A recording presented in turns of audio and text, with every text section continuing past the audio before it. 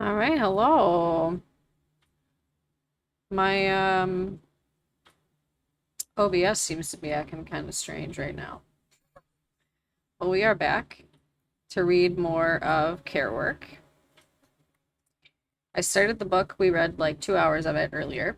I started it at like 11 a.m. Eastern time, and then we are back to read the rest of it because I figured with everything going on in the world, just broadly, even before all of the East Coast air quality stuff happened,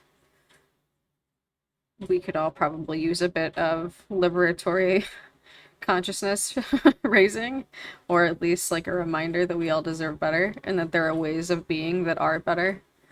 So I think just since we're picking up where I was before lunch, I'll start again by reading the little write up for it. So it's the book Care Work. It's by Leah Lakshmi Peepsna Samar Sinha, and it's incredible. I fucking love this book. It's like it just I feel like exactly what I needed, and I hope that folks feel the same. But of course, never any pressure to hang out if you gotta be somewhere. But if this is the kind of thing that you would enjoy and benefit from, by all means, hang out. So this is the little description of it on their website. So in their new collection of essays, Lambda Literary Award-winning writer and disability justice activist Leah Lakshmi Pipsna Samara Sinha explores the politics and realities of disability justice, a movement that centers the lives and leadership of sick and disabled, queer, trans, black, and brown people with knowledge and gifts for all.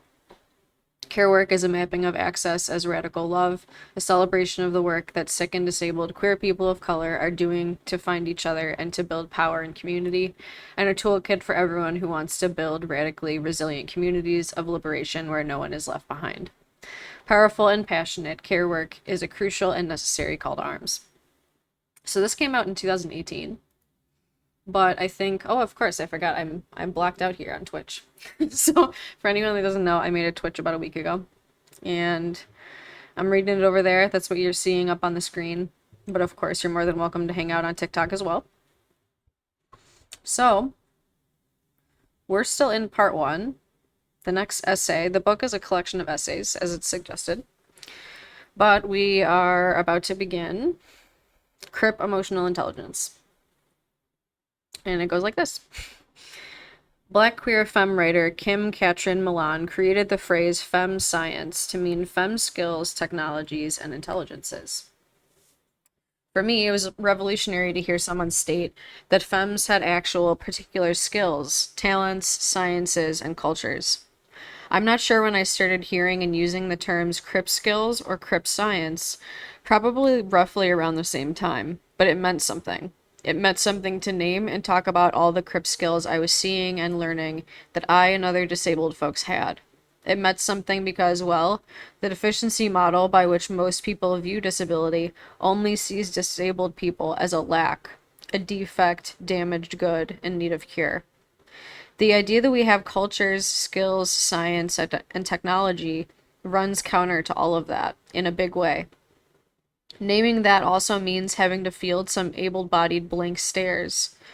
Able-bodied people are shameless about really not getting it that disabled people could know things that the able don't. That we have our own cultures and histories and skills. That there might be something that they could learn from us. But we do, and we are. So here are some things I've noticed as hallmarks of crip emotional intelligence, skills we use within our cultures and with each other. Crip emotional intelligence means not taking it personally sometimes when another disabled person is short with you, is fumbling for words, is frustrated. Instead, you might assume that they just threw up for 8 hours, have been fighting unaliving for a week, have cellulitis in one of their legs again, have 5 giant fibroids, and are struggling to decide what treatments to try. I'm not talking about excusing verbal abuse. I'm talking about the ways in which we cut each other slack. I'm talking about the ways we start from the assumption that someone might be dealing with a lot of pain, or facing a 7-layer cake of ableism and impairments, or struggling to use verbal language. I'm talking about the gift we give each other of seeing what the able-bodied imagination refuses to see, that sick, disabled, mad, deaf, and neurodivergent lives, and the stress we hold from places where ableism rubs up against them till they chafe, are normal. This is the norm, the default we assume is happening, rather than being oddballs who don't fit into an abled norm and have to apologize for it. Which actually reminds me, I have a little timer on my Twitch, because I have captions running. So the first 3 chapters, and sorry for anyone that might experience motion sickness, maybe look away a moment while I scroll all the way down. There are captions available on my Twitch, and it populates live. I also hate that my Mac does that, so sorry about that also. So that's available if anyone could benefit from them or just prefer them. Oh, this is the book. There we go. All right. So definitely take advantage of that on my Twitch if you would like, but no pressure. Crip emotional intelligence is also not always losing it when someone doesn't use precisely the right word. It's knowing the difference between someone being a fucker and someone who has a brain injury, aphasia, extreme social isolation, or just didn't go to Oberlin. It's also figuring out how to communicate using smaller words, not academic words, different words than you just tried writing. It's waiting for someone to be done finishing spelling out a sentence on their augmented communication device before responding. It's using text. It is not assuming that oddest and academic ways of communicating are the bestest or the smartest or the best. It's not assuming anything. It's always asking if you can touch what you call your body or you're sick, what you need, if even what wants suggestions for your issue, or if you just want listening. It's understanding that each disabled person is the expert on their own body-mind. Crip emotional intelligence is understanding isolation deeply. We know what it's like to be really, really alone. To be forgotten about in that way where people just don't remember you've ever been out at meetings and parties in the social life of the world. How being isolated, being shunned, being cut off from the social world of community is terrifying because you know that it can literally kill you. And that being alone also does not always have to be killing. It can also be an oasis of calm, quiet, low stimulation, and rest. Crip emotional intelligence is not taking it personally when someone cancels and continuing to invite them to things, to not forget them. Is not shaming someone for pre-cut vegetables or wet wipes or going to the drive-thru or using a car, including an SUV because it's big enough to fit a chair. It's understanding that disabled people have a full-time job managing their disabilities and the medical industrial complex and the world, so regular expectations about work, energy, and life can go right out the window. Is understanding the terror of ODSP or SSDI reviews, the food stamp office lines, that you never miss a specialist appointment, that going to the doctor is not usually the first response, that if you leave your disabled parking pass somewhere, it's incredibly stressful, that so much of your money goes to pills or copays or therapy or supplements. Is noticing and showing respect for all the ways we push ourselves past our spoons all the time. When someone counsels someone in the middle of panic or blows their wrist spoons typing out responses. It understanding that we are in constant dance of negotiating how to work while disabled or sick or in pain. Is sharing resources and showing up and having a spoken or unspoken rule that acknowledges you both, the two crips in the situation, have stuff going on. You will offer what you can. You will stop when you have to. You will accept no to your offer without taking it personally. Is the ability to read someone's face, body language, and energy to tell that they are in pain or struggling. Is being fluent in the skills of noticing pain, fatigue, overwhelm, and trigger. Is knowing that phrases like, hope you feel better soon, or, ah, that sucks, are dirty words when they come from abled people after you described your disability. Is understanding that if you find an accessible way to exercise for your body, that's great. But if you spent the day on the couch because there is no way of exercising that doesn't cause pain, or because you can't move much, or because you just want to, that's just fine too. Understanding that it's a sacred task to not shame each other for being in bed in a world where completing the Ironman or going to Zumba is shoved down everyone's throats with no understanding of how healthy can hurt. Is understanding that beds are worlds, houses are worlds, cars are worlds. Is understanding that there are a million ways to be sexual if one is sexual, and some of them live in phones, don't ever involve genitals, happen once a year. Is understanding that all movement is movement and counts, including when someone can only move 3 fingers and part of their forehead. All sex is sex. I know I love this book. To Maya Durans, thank you for being here. Is understanding that when someone says, I feel like shit, I'm feeling sick, the automatic reply shouldn't always be, oh, stay home, don't do it, let me do that for you. That instead you can say, I'm sorry, without trying to fix it, and say, what feels possible today. Is understanding that everything will break, everything will take longer than you think, the elevator will be broken at the BART station, and paratransit will be 3 hours late. And that these are not surprises. These are deliberate acts in a world that doesn't value or fund access. Is offering to do laundry. Is offering to do it again. Is knowing you will probably have to offer help 1,000,000 times before another disabled person takes you up on it. Is offering what you can. Is asking if you can offer. Is saying when you can't.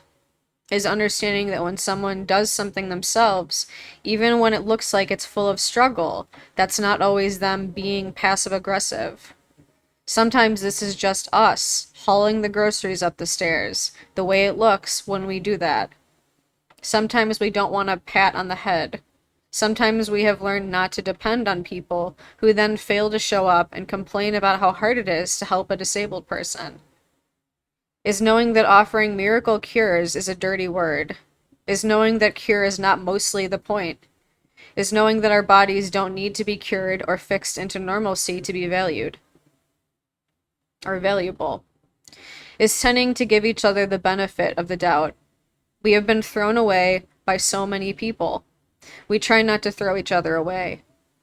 No matter how unpopular or shitty the opinions expressed may be. Is knowing the algebra of pushing past and or massaging your limits so that you can drive home, accompany someone at the hospital, perform a daily task, cook, eat. Is knowing that just do self-care is well-meaning but totally inadequate.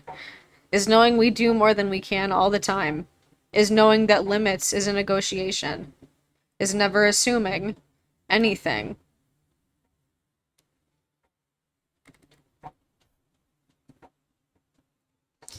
Just a friendly reminder between sections, I have closed captions on my Twitch, so if that could be something you would benefit from, definitely go check it out.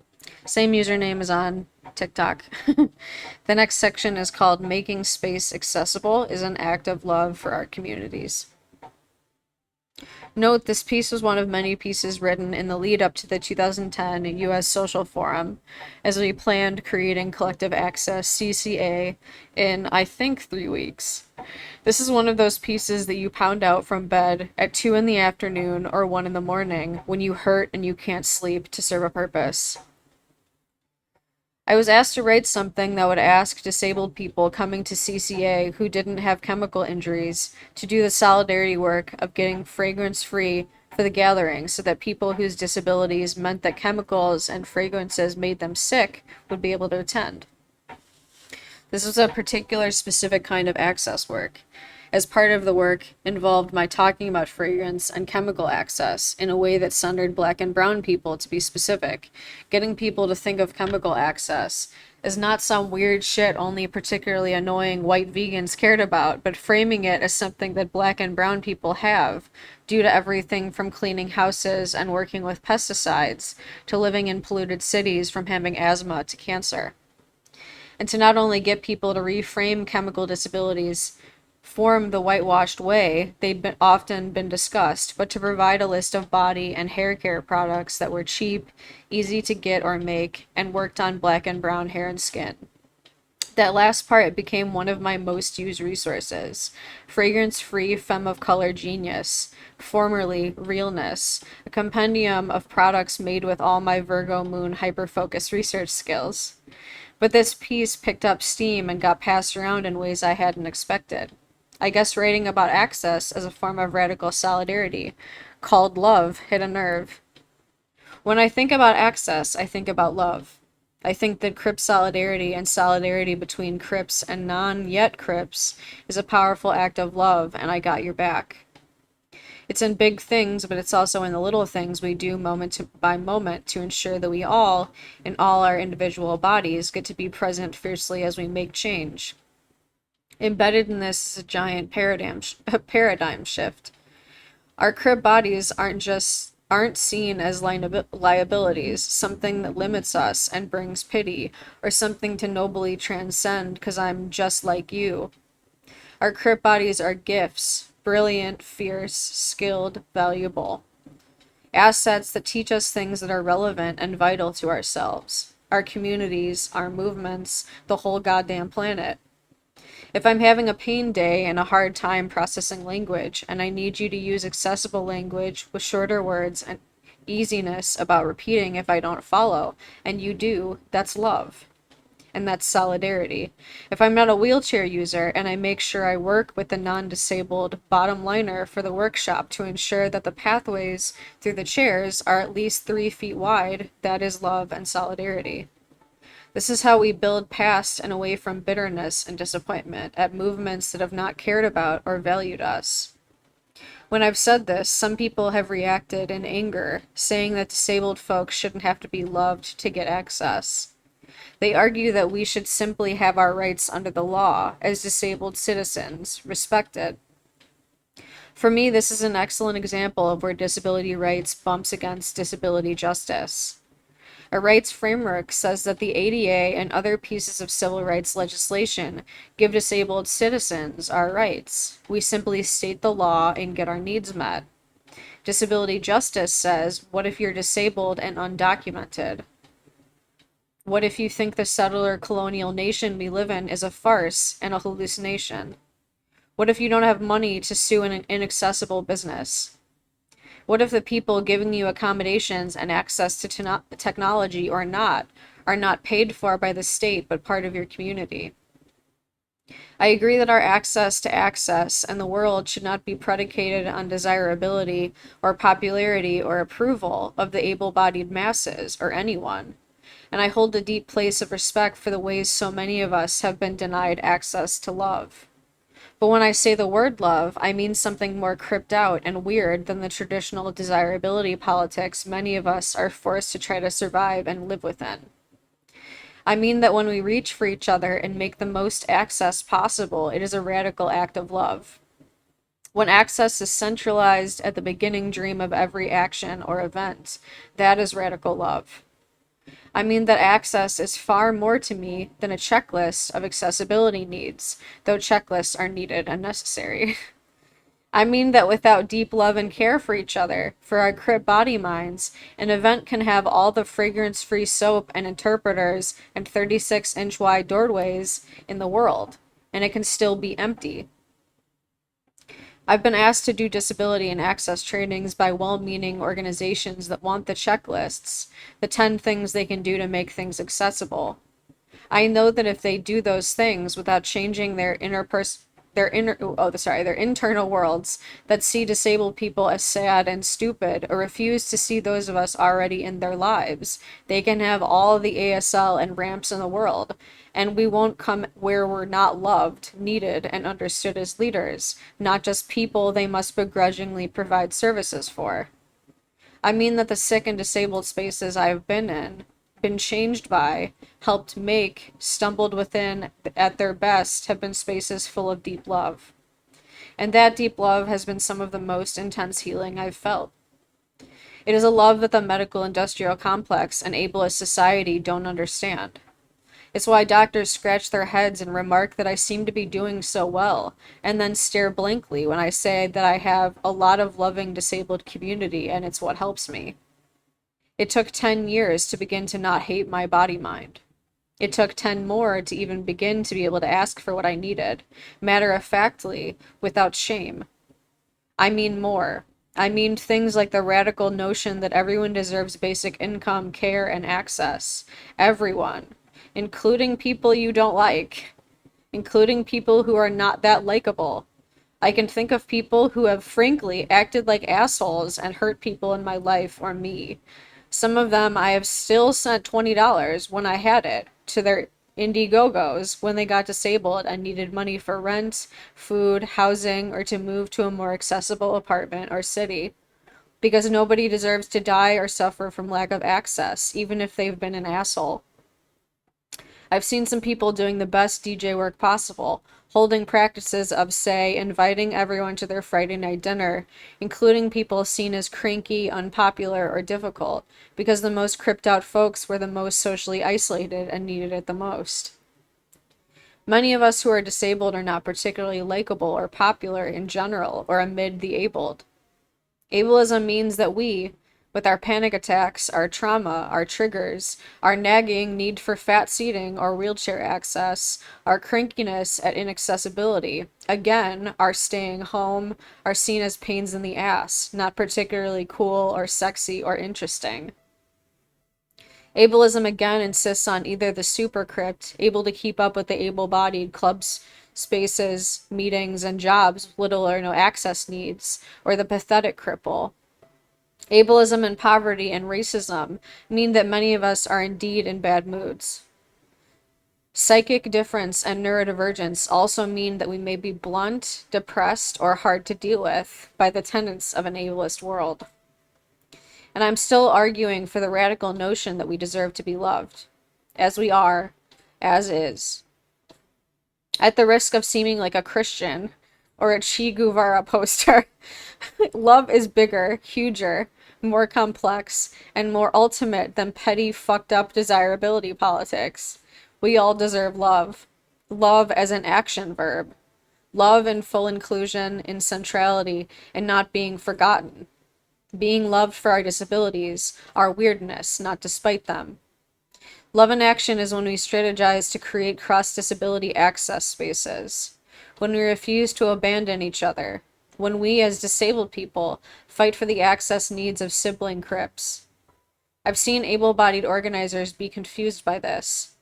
Why am I fighting so hard for fragrance-free space or a ramp if it's not something I personally need? When disabled people get free, everyone gets free. More access makes everything more accessible for everybody. And once you've tasted that freedom space, it makes inaccessible space just seem very lacking that kind of life-saving, life-affirming love. Real skinny, real unsatisfying, and real full of, well, hate. Why would you want to be a part of that? So when you work to make spaces accessible, and then more accessible, know that you can come from a deep, profound place of love. And if you can't love us or love yourself, know that the daily practice of loving self is intertwined with any safe room, accessible chairs, ramp, both and when they are there, they show our bodies that we belong. Love gets laughed at. What a weak, non-political femme thing. Love isn't a muscle or an action verb or a survival strategy. Bullshit, I say. Making space accessible as a form of love is a disabled femme of color weapon. Toronto Crip City, a not-so-brief, incomplete personal history of some moments in time, 1997 to 2015. Eddie, I don't know if you were here earlier when I was reading the first part of the book, but that's why inherently so much Crip and just queer studies broadly is about anti-capitalism, because there's a reason why accessibility is seen as a cost and a burden rather than a default.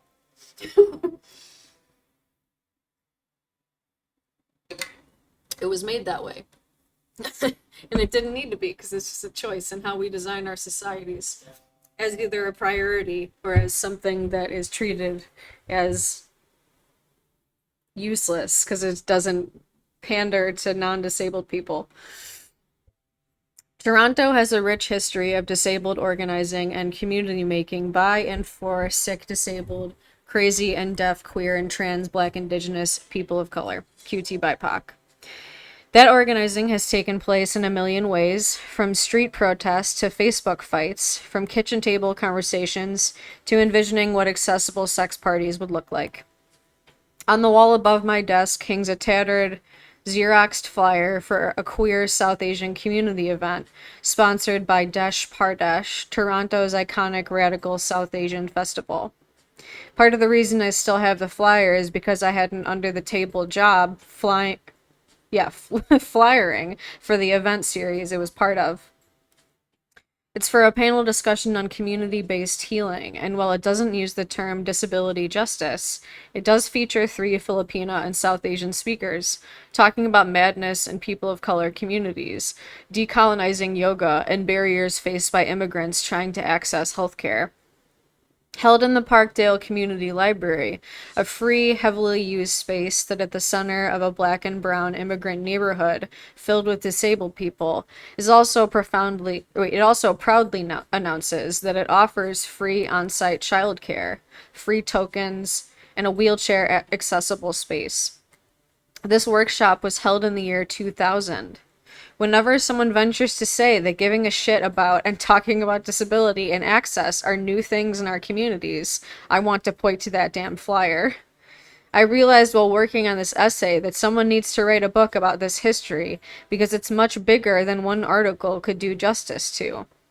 There are a million more stories I could tell and want to. The stories of Camp Sis, Camp Sisters in Struggle, a queer Indigenous women and women of color land project that also puts on shows that's been in Toronto and Ontario since the late 90s, insisting on ASL and access in their annual Pride shows, and the presence of disabled queer women of color at those shows, and their organizing collective, Unapologetic Burlesque, offering radically deep access, from ASL to live captioning of every single song lyric, to greeters welcoming those who might be isolated or socially anxious, organizing by mad people of color in the 2010s, the queer ASL classes that many Toronto hearing and deaf QT BIPOC began taking in 2011, leading to some combating of autism within hearing SD QT BIPOC and QT BIPOC communities.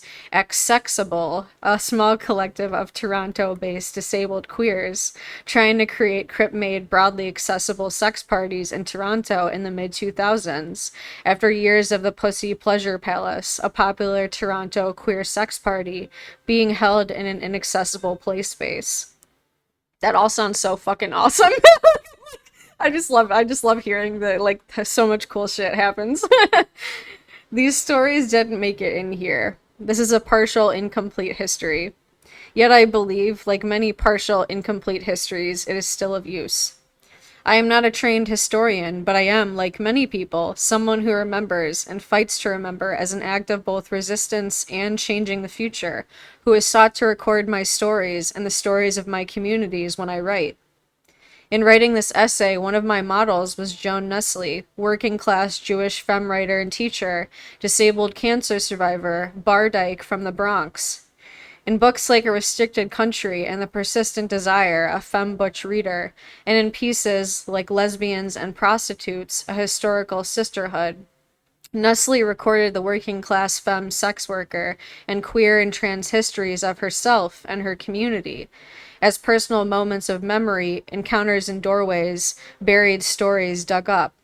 I also thought of Mia Mingus's iconic disability justice blog, Leaving Evidence, where she says of disabled queer people of color, we must leave evidence. Evidence that we were here, that we existed, that we survived and loved and ached. Evidence of the wholeness we never felt and the immense sense of fullness we gave to each other. Evidence of who we were, who we thought we were, who we never should have been. Evidence for each other that there are other ways to live, past survival, past isolation. In recording the Black and Brown disabled stories, I'm proud to ground myself in a tradition of being a grassroots queer of color, disabled intellectual of working class history. 1996 to 2000, Bulldozer Community News Service.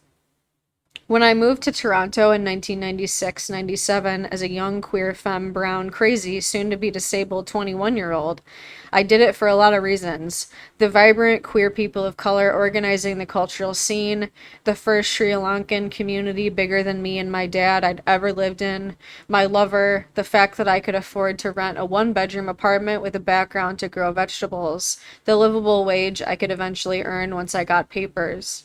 But I also came into a community where disability and being a psychiatric survivor and or abuse survivor were things that were talked about, organized around, not silences in our radical queer and trans, black and brown movements and communities.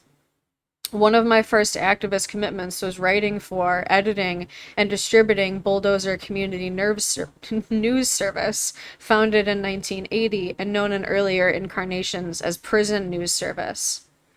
Bulldozer Community News Service was a radical newspaper that defined its constituencies as prisoners and former prisoners, psychiatric survivors, First Nations people, people of color, and poor people.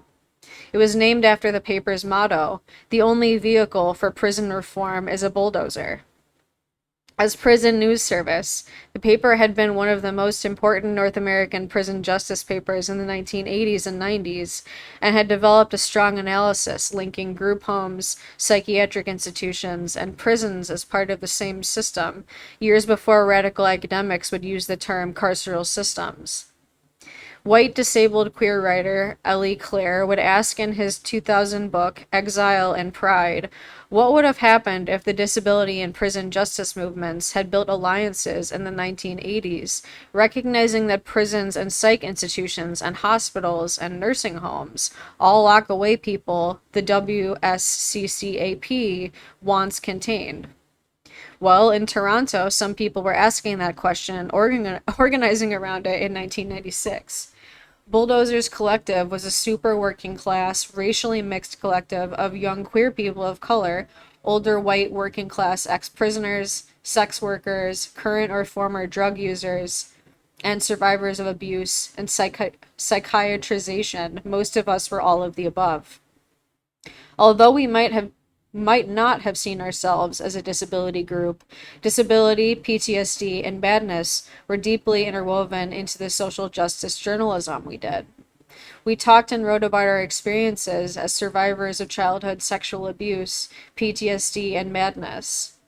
Jim Campbell, the main editor and longest standing collective member who funded Bulldozer PNS almost solely on his wages as a city meter reader, was particularly brave and tone setting in talking about recovering his memories of being sexually abused as a child in his white working class farming community in northern Ontario, and connections he drew between childhood sexual abuse and colonization, oppression, and prisons. And I suppose I forgot to give a reminder, of course, at the beginning of this reading, but this book, of course, involves every form of oppression and dehumanization one can imagine. So presume that in this space, there will, odds are good, be talks of otherwise very difficult topics. But I'm sorry, I forgot to mention that before I started reading. Issues of Bulldozer from 1997 contained unsigned, because we wanted to evade surveillance by police and other security institutions like CSIS, articles about how to survive going crazy in jail through books, meditation, and herbs, sex worker organizing through NIMBY, not in my backyard, style restrictions, trying to move street-based workers out of the areas where they worked, Mohawk organizer Daka Jawa's recent tour to Toronto, Dacajawea, I don't know why I said that way, it's like sometimes my brain can't make sense of words, and youth of color breaking out of new boot camp style youth jail. 1990s Psych Survivor Pride Day as a space of crazy femme of color leadership. In the 1980s and 90s, Parkdale, a now heavily gentrified neighborhood in Toronto, was filled with working class and poor black and brown people and known as Canada's biggest psychiatric ghetto.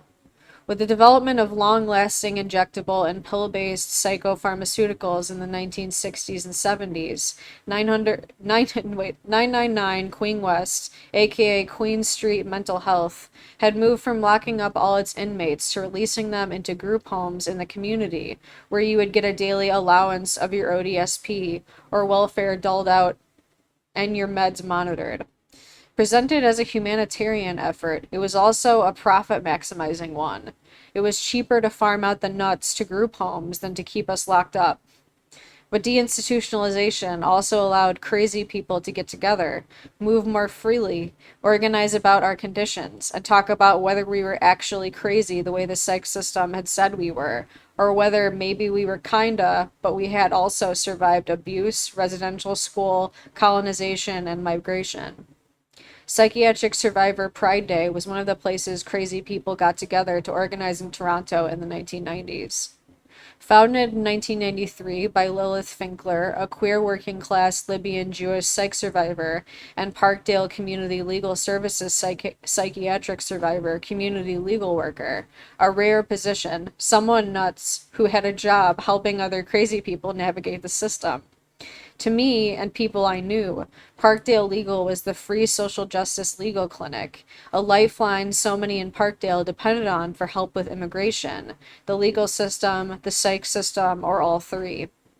One of the only legal clinics in Canada with a specific focus on mental health law, Parkdale Legal was also a hotspot of poor, people of color, and crazy community. You ran into everyone there trying to see a worker. Their community legal workers both provided free legal services to poor folks and did community organizing as part of their paid work. Imagine that. As one of those community legal workers, Lilith was a tireless working class, queer, crazy femme organizer of color. She taught me so damn much. One of my strongest memories of Lilith is her organizing out and organizing at the Country Site Cafe, a donut shop opposite the Gladstone Hotel. The Gladstone, now a fancy boutique hotel, was then a pay-by-the-week, down-at-the-heels, gorgeous place where many poor people had lived and built communities for decades. Lots of people who lived at the hotel or in boarding houses or micro bachelor apartments in the neighborhood hung out in the donut shop all day. It was also a popular place to stop and take a break if you were walking back to the neighborhood from Queen Street Mental Health. Lilith didn't try to organize psych survivors by faxing flyers to social service agencies. Nope, she would hang out at the entrance of Country Site, greet every person in the donut shop by name, ask them how they were doing, hand them a flyer for Psych Survivor Pride Day organizing committee meetings, and sometimes offer free legal advice in a corner of the coffee shop. Watching her, it was clear how much she loved other crazy people and how committed she was to not only leaving no one behind, but to making sure that people who had been told they were too nuts to make decisions about anything could make sophisticated political decisions about what action to take. Watching her taught me so damn much. I went to those meetings as a crazy, broke, barely making it 22 and 23-year-old queer brown femme who was living on about $11 a week for food.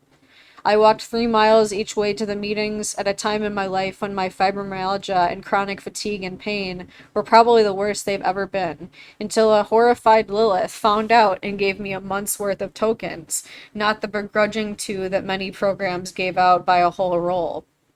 Those tokens saved my life, and I think Lilith knew and also made absolutely no big deal about it. Those meetings were some of the first meetings where I ran into what I and others would name hallmarks of disability justice culture.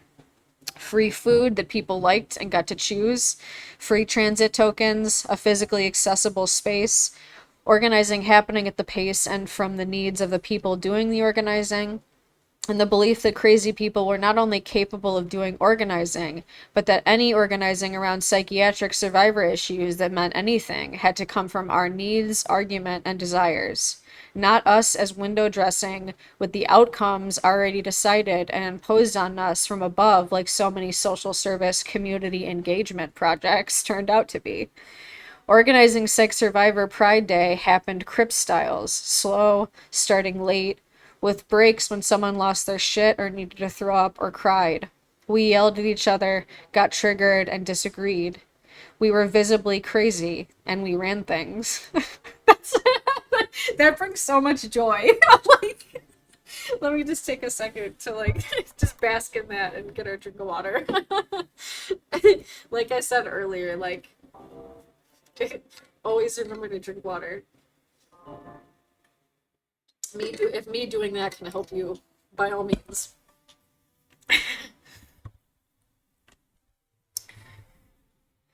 And while, like in much psych survivor organizing, there were white, cis, straight, crazy dudes who sometimes tried to dominate, in my memory, the majority of the participants were black, brown, and native women, many of whom were queer. We were led by Lilith, who was great at telling a white crazy dude to stop yelling at a brown crazy woman. It was from her queer brown craziness that the idea of a psychiatric survivor pride day had come. Queer people had come up with the idea of pride, not shame, she said, and psychiatric survivors often both were queer and had a lot of shame to overcome.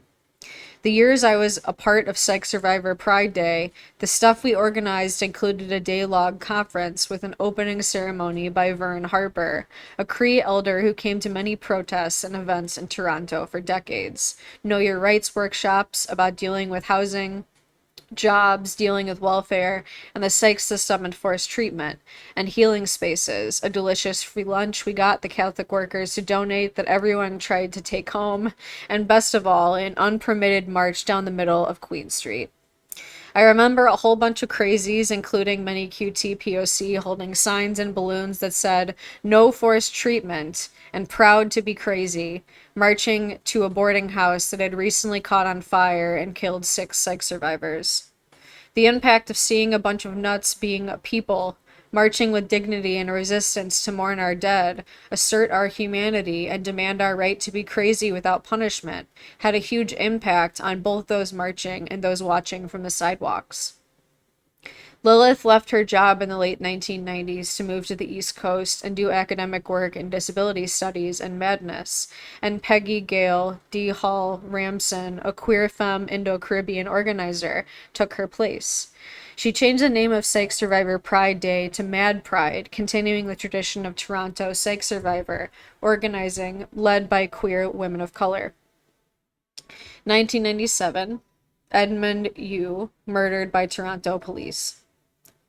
Edmund Waihong Yu was a Chinese immigrant who was also a psychiatric survivor. An immigrant from Hong Kong who came to Toronto to attend medical school. He became homeless after a mental health crisis resulted in a paranoid schizophrenia diagnosis and him being forced out of university. On February 20th, 1997, normative white people on the Spadina streetcar complained that he was acting abnormally. Wow, that sounds way too familiar, right? Someone called the police. When the cops confronted Yu at the back of the streetcar, he pulled out a small hammer he used to crack nuts, and Toronto cop Lou Pasquino shot Lou 3 times at point-blank range, killing him. Yu was 35 when he was murdered. I had been in Toronto for 2 weeks, and I remember how it felt to be there then. I remember being a newcomer to the city and to Canada, someone involved in prison justice and anti-police brutality organizing, watching as organizers came together quickly to protest his death. I also noticed how, unlike what I'd witnessed in police brutality organizing in New York, organizers named his murder as both racist and ableist. He was murdered by police because of the interlocking oppressions he faced as a crazy, houseless Asian immigrant man.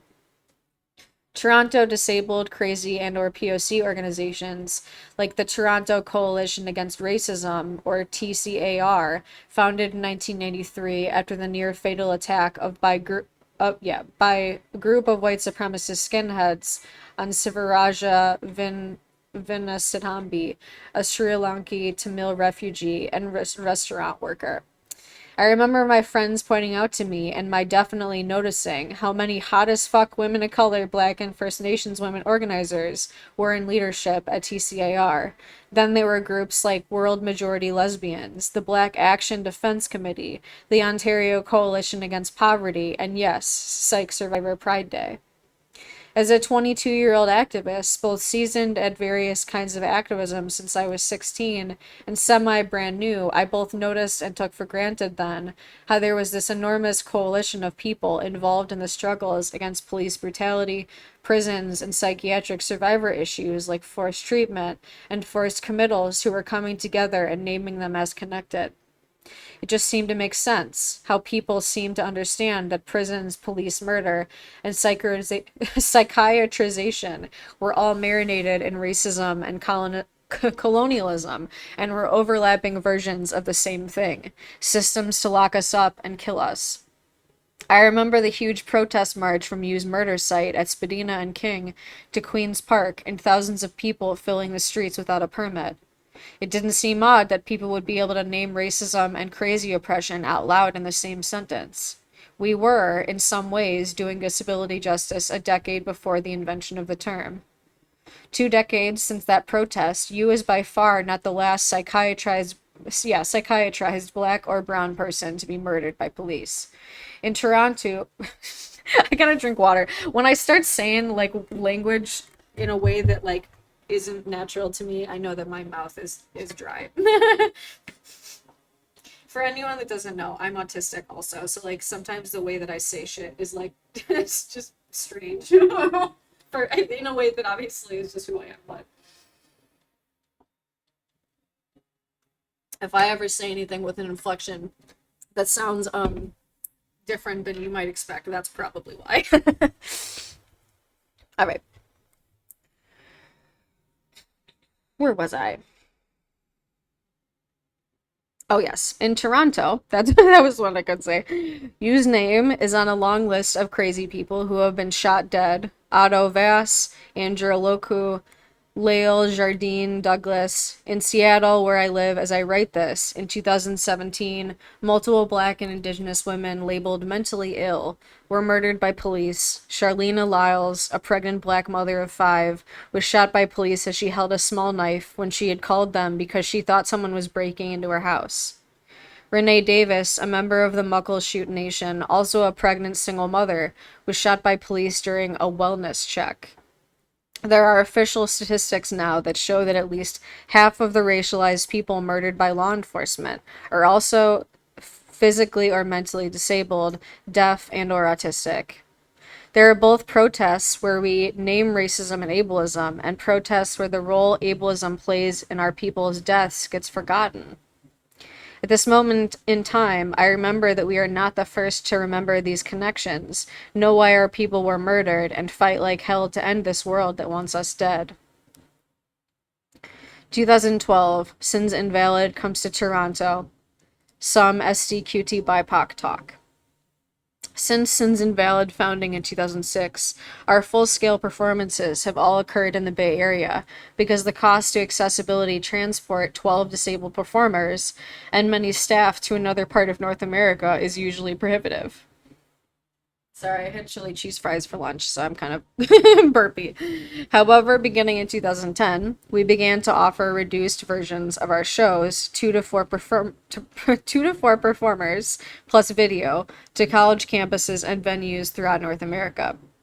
We usually offered a performance plus disability justice workshop, viewing both as an organizing opportunity to share our vision of disability justice, centering people of color and queer and trans folks, and everyone usually marginalized in mainstream white disability organizing. In 2011, Sins was approached by Sirius Marcus Ware, a queer, Black, disabled trans artist, cultural worker, co-organizer of Blackorama and Toronto's Prisoners Justice Film Festival, and youth arts worker at the Art Gallery of Toronto. Ware wanted to bring Sins to Toronto to perform at the AGO. Knowing Ware's groundbreaking work in Black, disabled, queer, trans culture, I was very excited that SDQT-POC and QT-BIPOC communities in Toronto would be able to see a Sin show live for free in a beautiful, accessible theater. The organizing process was not without challenges, primarily from the racism of the rest of the organizing committee. Ware went on parental leave, which meant that 4 out of 5 of the disability studies academics who organized to bring Sins were white disabled people with a history of being racist to disabled Black and brown folks in their disability studies programs. They showed their racism in many ways while we planned the show together by A, claiming they didn't know any disabled QT BIPOC, despite having kicked SD QT BIPOC out of their academic program or harassed them into leaving. B, asking Lori Erickson, a Toronto-based white queer disabled femme artist, porn creator, and activist with decent anti-racist politics, also on the committee, "You seem to know some disabled people of color. Can you invite them to join?"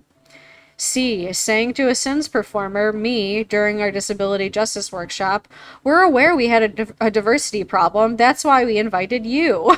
And finally, D, choosing to hold the after party in bar that, though physically accessible, was a white frat bar adjacent to U of T during St. Patrick's Day, filled with drunk, white, straight, able-bodied patrons, and thus inaccessible to disabled QT BIPOC because we felt uncomfortable and unsafe. As we prepared to start the show, many SINS artists and SDQT BIPOC gazed nervously at the audience. White, non-disabled people made up more of it than we would have liked, and many sick and disabled QT BIPOC living in the immigrant suburbs or outer ring housing, dependent on the unreliable Wheel-Trans, came late to find the venue at capacity. This could have been prevented by creating priority or reserved seating for SDQT BIPOC at the show. These are ways in which racist ableism These are the ways in which racist ableism plays, in micro and macro ways in organizing and cultural production. However, it wasn't all bad. Disabled QT BIPOC organized to house SINS artists and pick them up from the airport, hanging out and building connections. SINS artists and Toronto QT BIPOC artists ditched the party and hung out at a sushi restaurant together after the show. SDQT BIPOC came to the workshop and the performance in numbers, saying that it was literally a show that had been waiting years to see. And some SDQT BIPOC artists, namely myself, Sirius Marcus Ware, Ishan Rafi, RT Mehta, and Nick Red, went out to brunch the Sunday after, and over gluten-free crepes, shared stories of racism within white disability studies and our ideas for what a Toronto version of SINS could look like. 2013, Elsha Lim and Lori Erickson start the "Why would I come to a party if my friends are barred" action. Hello everybody, I have so much tenderness for you, my collective queer brain.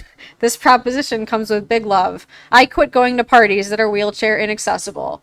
This is an act of faith that we can host and demand wheelchair accessible entrances. Feel free to join me and share this event. Party planners, you are my people and I love you. You hustle, fundraise, labor, and sweat in the name of community. This is Sarah Pinder's awesome spreadsheet of wheelchair accessible party venues. Please contribute to it and consider it when you plan your next party. Elsha Lim. On January 17, 2013, I said, what the hell? Alicia. I don't see the name Alicia very much. It's such a nice name. Alicia Lim, a non-disabled mixed-race Asian genderqueer visual artist, did a small, huge thing. They created a Facebook event. It was called "Why Would I Come to a Party If My Friends Are Barred?" In it, they made a public commitment to not attend any inaccessible events for 1 year. This action emerged out of Lim's long-term relationship with Lori Erickson, white queer femme disabled activist. It was really personal, said Lim. I realized I'd been lying to Lori for a couple years, where she'd be like, "What are you doing this weekend?" And I'd say, "I don't know." The truth that Lim wasn't admitting was that they were going to events that Lori would not be able to go to because they were inaccessible. Lim explained to me I couldn't bear to do it anymore. I decided that I wanted to boycott inaccessible parties just on my own. And then I thought maybe this is an opportunity to make a public statement. Lim was amazed at the amount of people who joined the Facebook event, almost 400 in the first week. People from across North America became aware of the action, and the Facebook page became an accessible hotspot for people to debate, collectively pool, and co-create new resources. The event page was the first place I saw Toronto's collectively created Google Doc listing accessible performance spaces, started by Toronto queer writer Sarah Pinder. The docs template was picked up by organizers as far away as Texas who wanted to create a similar resource for their communities. The best part about the action was the conversations and the fight, said Alicia. I remember those fights. They were huge on and offline. Lim recounted facing criticism and backlash from some able-bodied queer and trans people of color organizers. People got pissed and said that QT BIPOC event planners without a lot of money were throwing shows in house party or other spaces that were inaccessible, but all they could afford. Lim and other organizers responded that most disabled people are poor too. People collectively researched and shared info about affordable, accessible performance spaces, including that you could rent a ramp for $35 in Toronto from Shoppers Drug Mart. The Facebook page for the event became an action, a place where disabled QT BIPOC, non-disabled QT BIPOC, and white, sick, and disabled queers came together to argue and debate and learn. It was a place. People shared and talked about concrete. Crip made accessibility tools like Billy Rain's fragrance-free event resources. The Vancouver White Queer Crip made blog rebuilding radical accessible communities everywhere.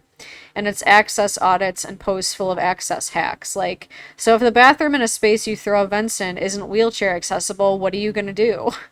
Take the hinges off the door and hang a curtain. Rent an accessible porta potty. See if there's a Tim Hortons or other local space nearby with an accessible bathroom, and talk to the manager to make sure people can use it. As well as Toronto Disability Rights Organization, DAM, 2025's document, How to Book ASL English Interpreters, an introduction for broke community organizers. Basically, the event page was one big hotspot where people were drawing on and learning from the already banked brilliance of low-income, sick, and disabled folks to create the access we need. Alicia told me people fought a lot, and people really stood their grounds. I feel like it became more trendy to ask, what the fuck is that? Did you all hear that?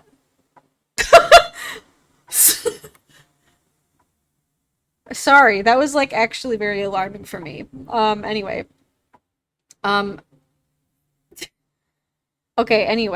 Alicia told me people fought a lot and people really stood their grounds. I feel like it became more trendy to ask, is this party accessible? Certain parties like QPOC, a Toronto queer people dance party, moved to accessible spaces because of the action. Spaces that maybe weren't as cool became cooler because they were accessible. There was a cultural shift. Lori agreed, but also noted that many people signed on to the call for solidarity in the Facebook event, but few joined Lim in boycotting every inaccessible party. Both Lori and Alicia felt that the action was a way to use Alicia's able-bodied privilege and cultural capital as a popular non-disabled QT BIPOC artist to raise the profile of accessibility, instead of disabled people always being left with the role of challenging organizers about access and ableism. I agree. I saw this action and the resources it created as touching off a cultural shift in Toronto, where, for a while in the early 2010s, QT BIPOC performances, even those that weren't specifically disabled or led by disabled folks, began to provide detailed access info, be held at accessible venues like the Transact, Gladstone, or Unit 2, and provide ASL or be prepared to face community anger when they failed to. There were community consequences for not being accessible. It was no longer business as usual for able-bodied QT BIPOC organizers to forget about accessibility.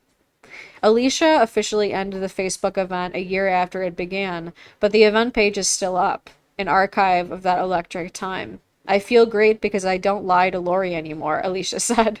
To this day, I don't go to inaccessible parties, which means I often don't go out at all.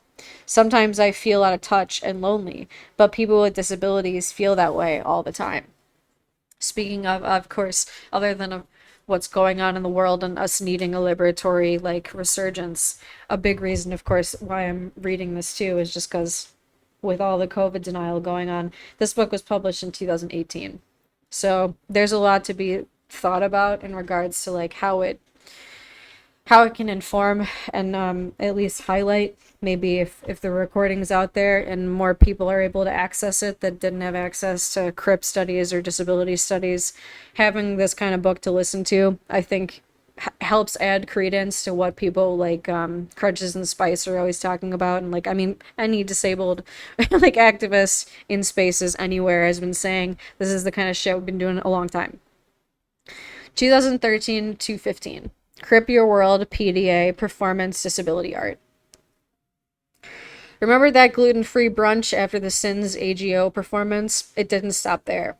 Through emails and texts, many failed and one successful grant application, me and Sirius Ware hatched a plan to launch a Toronto-based QT BIPOC majority disability art collective, Performance Disability Art PDA.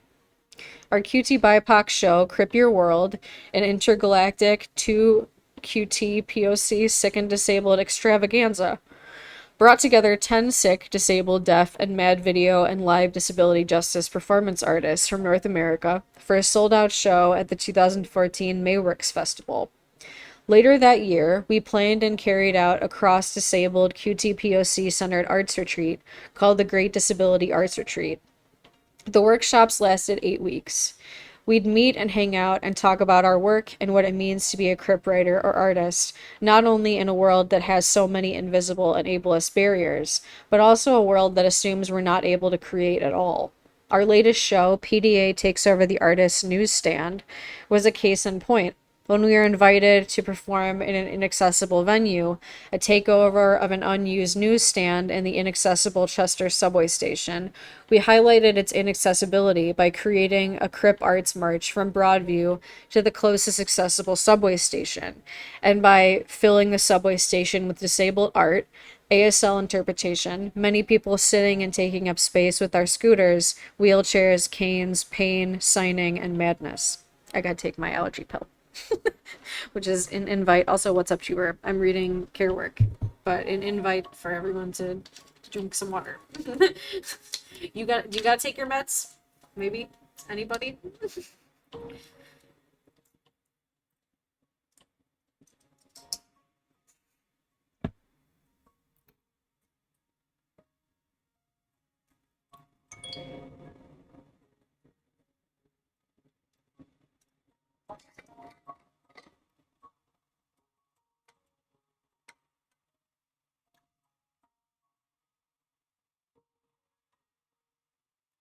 It's one of those like melt allergy pills.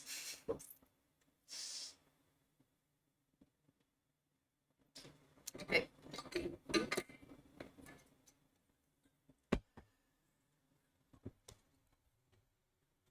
We continue to meet, create, and perform on a crip basis as spoons allow, as co-creator Sirius Marcus Ware says. I believe our small, important space has helped other sick and disabled art spaces populated by QT BIPOC grow. I would like to believe our work makes other SDQT BIPOC artists feel like they can throw a big show, write a big, complicated work. Writing about our arts practice makes me think about many questions about disability justice arts practice. What does it mean to make disabled art space that is richly black and brown, poor, cross-abled, with childcare, cheap and moving at the slow, sick, canceling, access or ride, broken down pace of our bodies?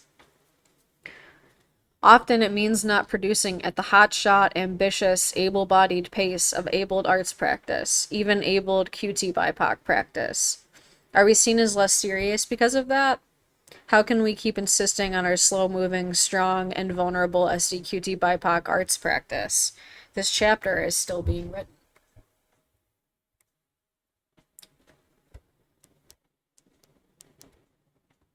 All right, next up we got Sick and Crazy Healer, a not-so-brief personal history of the healing justice movement.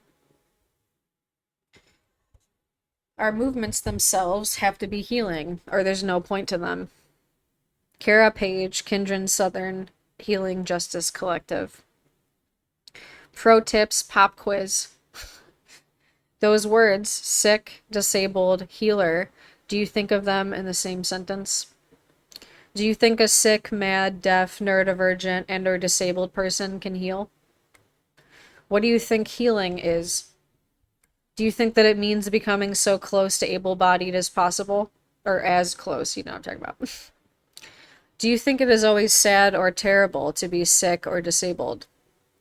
Do you think everybody wants to be able-bodied and neurotypical and would choose it if they could? Does healing justice mean to you that someday no one will be disabled or sick because there will be no toxic waste and healthcare for all? Everyone I know longs for healing. It's just hard to get. The good kind of healing, healing that is affordable, has childcare and no stairs, doesn't misgender us or disrespect our disabilities or sex work, believes us when we're hurt and listens when we say that what we need, understands that we are the first and last authority on our own bodies and minds. Most folks I know come to activist spaces longing to heal, but our movements are often filled with more ableism and burnout than they are with healing. We work and work and work from a place of crisis. Healing is dismissed as irrelevant, reserved for folks with money and individual responsibility, something you do on your own time. Welcome back, Becca. Our movements are so burnout paced, with little to no room for grief, anger, trauma, spirituality, disability, aging, parenting, or sickness, that many people leave them when we age, have kids, get sicker, or more disabled, or just can't make it to 12 meetings a week anymore. A healing lineage. I've been involved in what's known as the healing justice movement since 2010 and have been involved and invested in healing as a form of liberation and social justice all my life.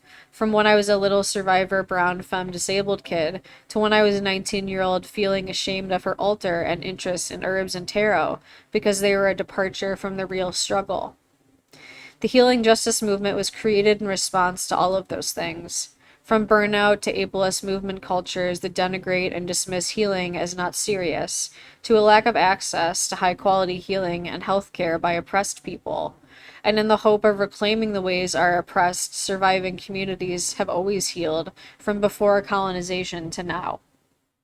Healing justice as a movement and a term was created by queer and trans, black, indigenous, and people of color, beginning with the work of Kindred Southern Healing Justice Collective in 2004, to define a movement of politicized black and brown healers, reclaiming our traditional methods of healing and redefine what healing and health could mean, especially in terms of dealing with intergenerational trauma.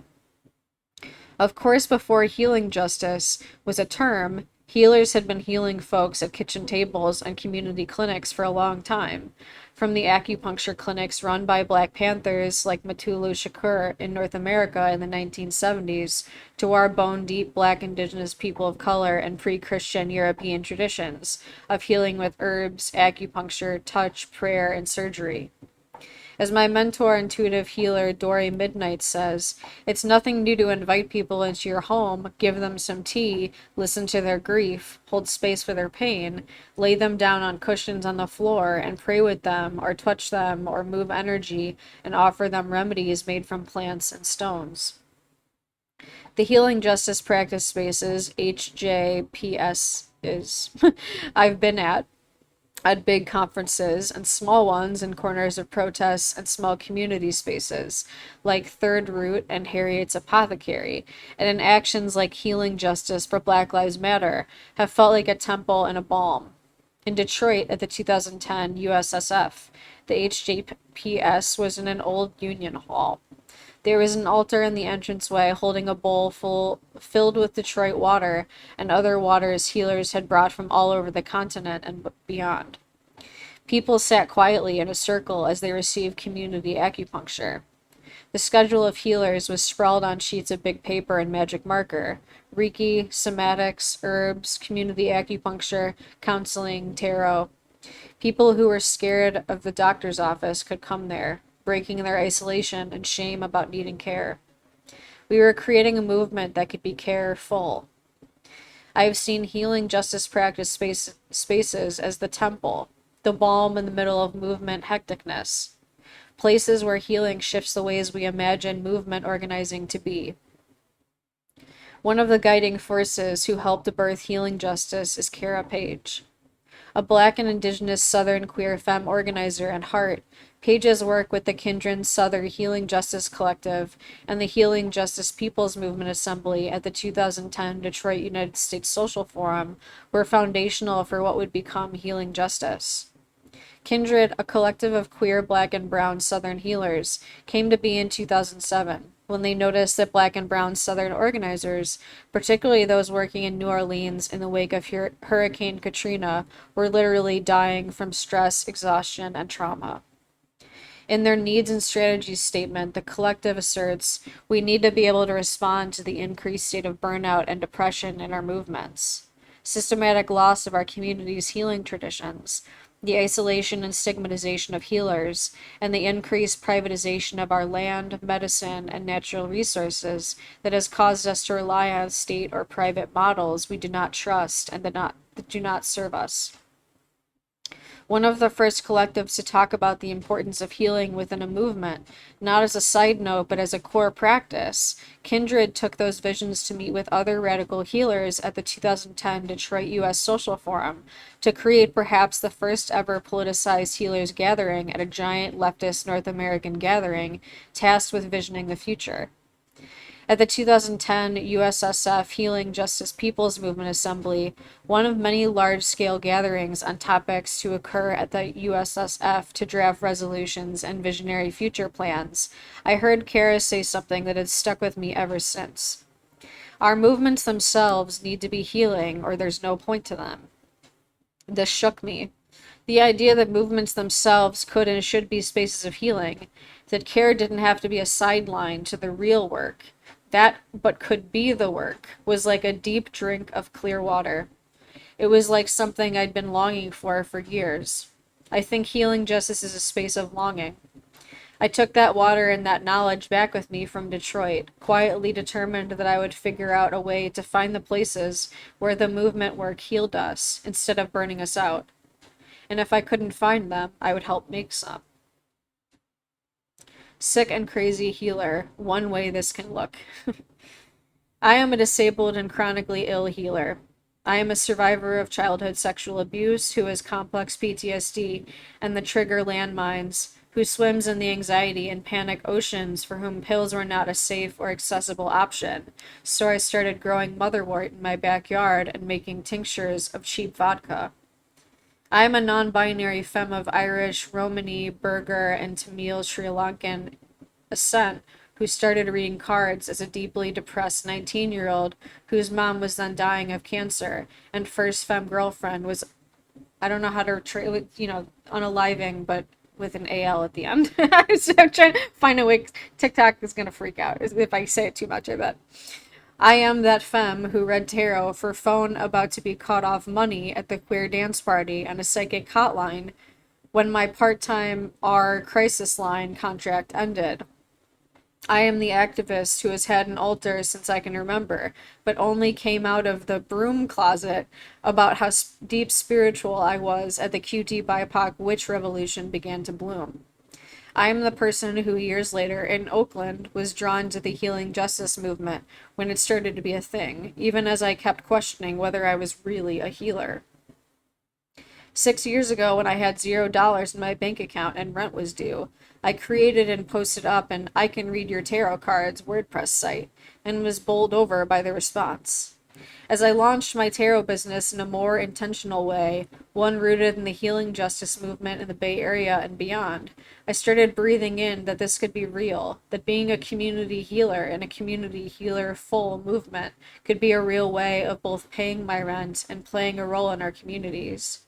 I've participated as a co-organizer and healer in healing justice practice spaces at the Allied Media Conference, Communities United Against Violence's Safety Fest, and in CITE's Color of Violence 4 conference in Chicago, as well as smaller spaces and collective houses.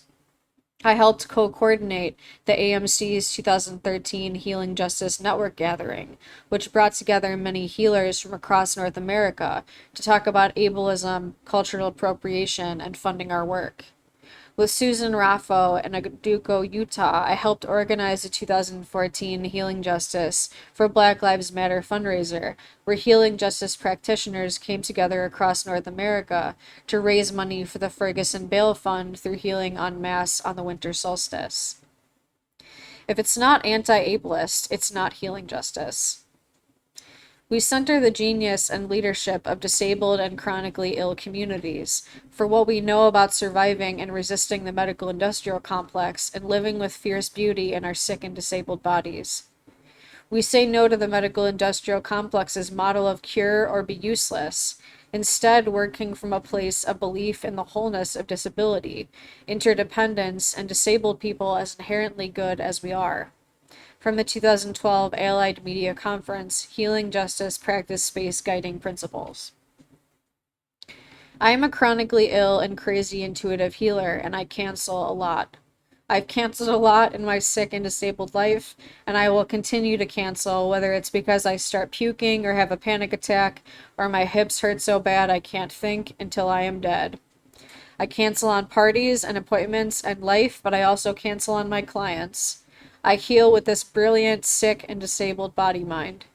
This may sound cute, and trust me, it often is, but it also means constant pleasurable and stressful labor to undo. Oh, I don't know, the entire impact of ableism and the settler colonial medical industrial complex on how we think about what healing is. Mainstream ideas of healing deeply believe in ableist ideas that you're either sick or well, fixed or broken, and that nobody would want to be in a disabled or sick or mad body mind. Unsurprisingly and unfortunately, these ableist ideas often carry over into healing spaces that call themselves alternative or liberatory.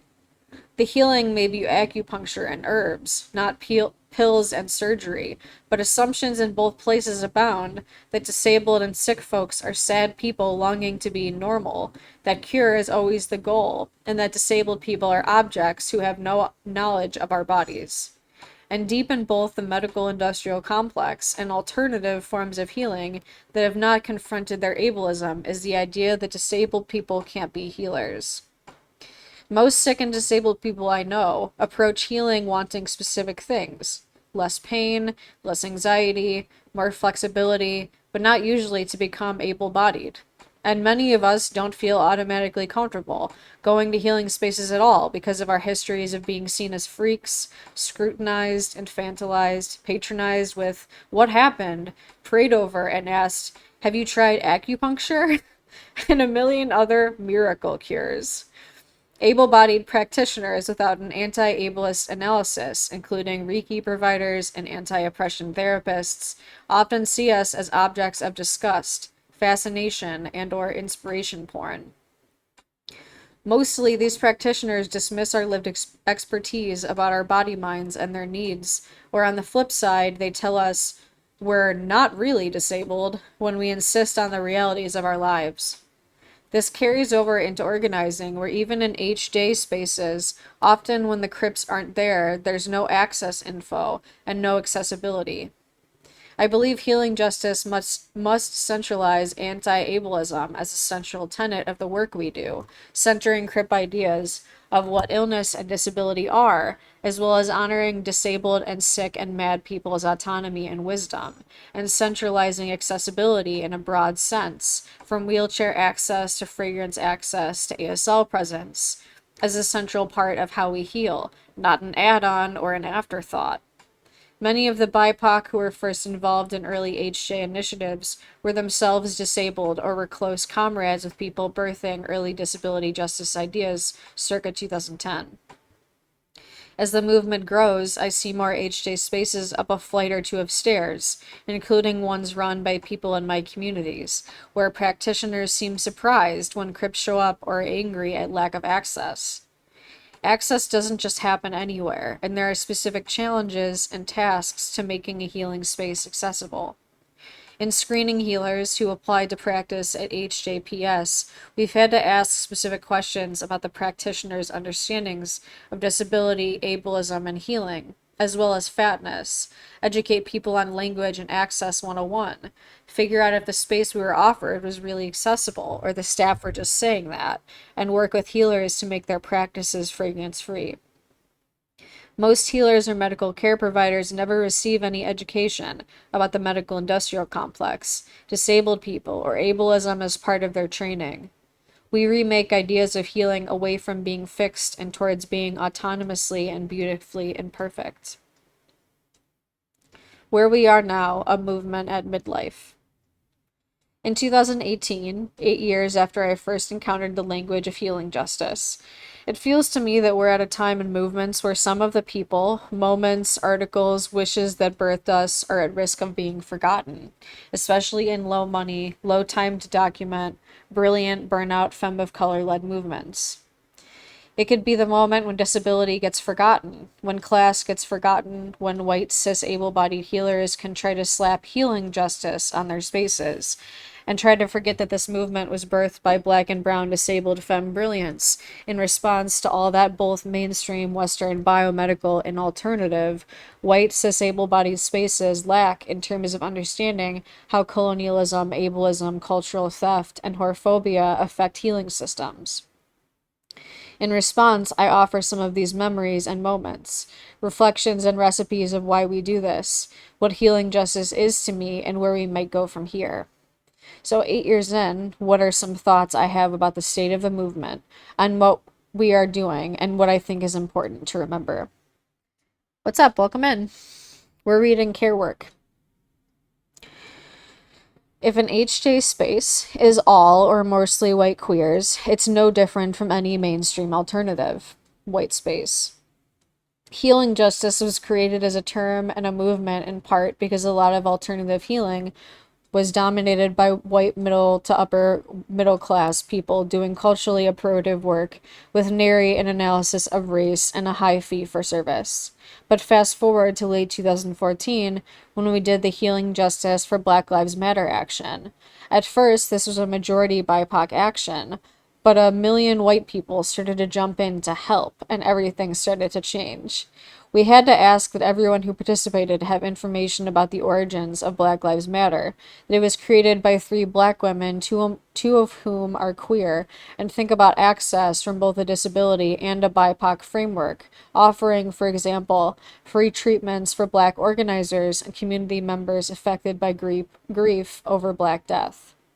If white healers slap healing justice on their work, but are still using the healing traditions of some folks' cultures that aren't their own, are primarily working and treating white middle class and upper class people, are unaware or don't recognize, sorry, it was broken up, that HJ was created by black and brown femmes, are not working with a critical stance and understanding of how colonization, racism, and ableism are healing issues. It ain't healing justice. I'm not here for HJ becoming just a white people thing, and neither is HJ. Who is a real healer? We all are, can be. When I started participating in HJ, like almost every healer I know, I asked myself, what am I doing? I'm not really a healer. Every healer from oppressed communities I've ever met has had similar thoughts. Many of our traditional BIPOC forms of healing were outlawed by enslavement and settler colonialism, and then stolen by white people who take our healing traditions, apply certification programs that exclude many of us, and sell them for profit. So many of us can't financially afford to learn our own traditions and or stomach the racism in the existing trainings and have imposter syndrome. But fuck that. It's also a revolution to reclaim what it looks like to be a crip healer, a parenting healer, a sex working healer, a poor working class healer. Healing can happen in corners of rooms or in Skype, can start late, can cancel because of a flare, can be sick, weird, curse, happen in a corner of the BLM encampment in a drizzle, can be a haircut, a blowjob, an accessible dance party, a Reiki treatment, or all 4 at once. That would be quite the heal. A little money would help. We do a lot on a little, but we need to figure out how to support each other and resource each other so these big healing dreams can keep growing instead of crashing and burning. Every movement has an initial growth spurt where we can go a long way on joy and adrenaline, but that initial booster rocket doesn't last forever.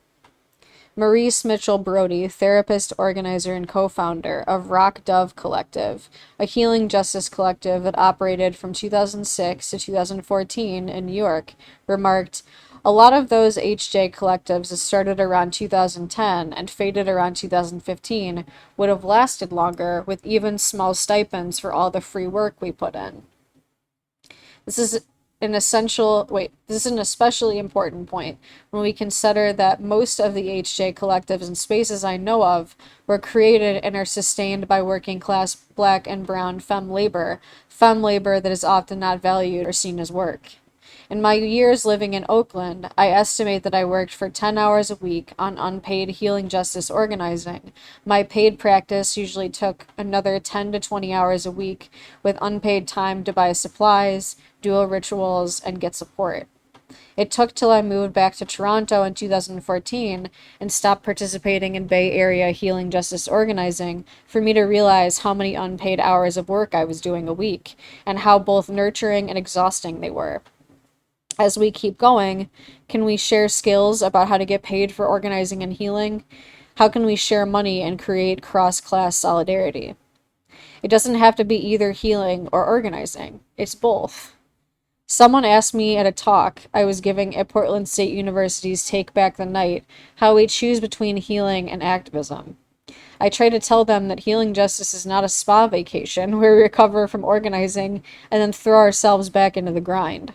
To me, it means a fundamental and anti-ableist shift in how we think of movement organizing work, to think of it as a place where building in many pauses, we're building in healing, we're building in space for grief and trauma to be held, makes the movements more flexible and longer lasting. Grief is an important part of the work.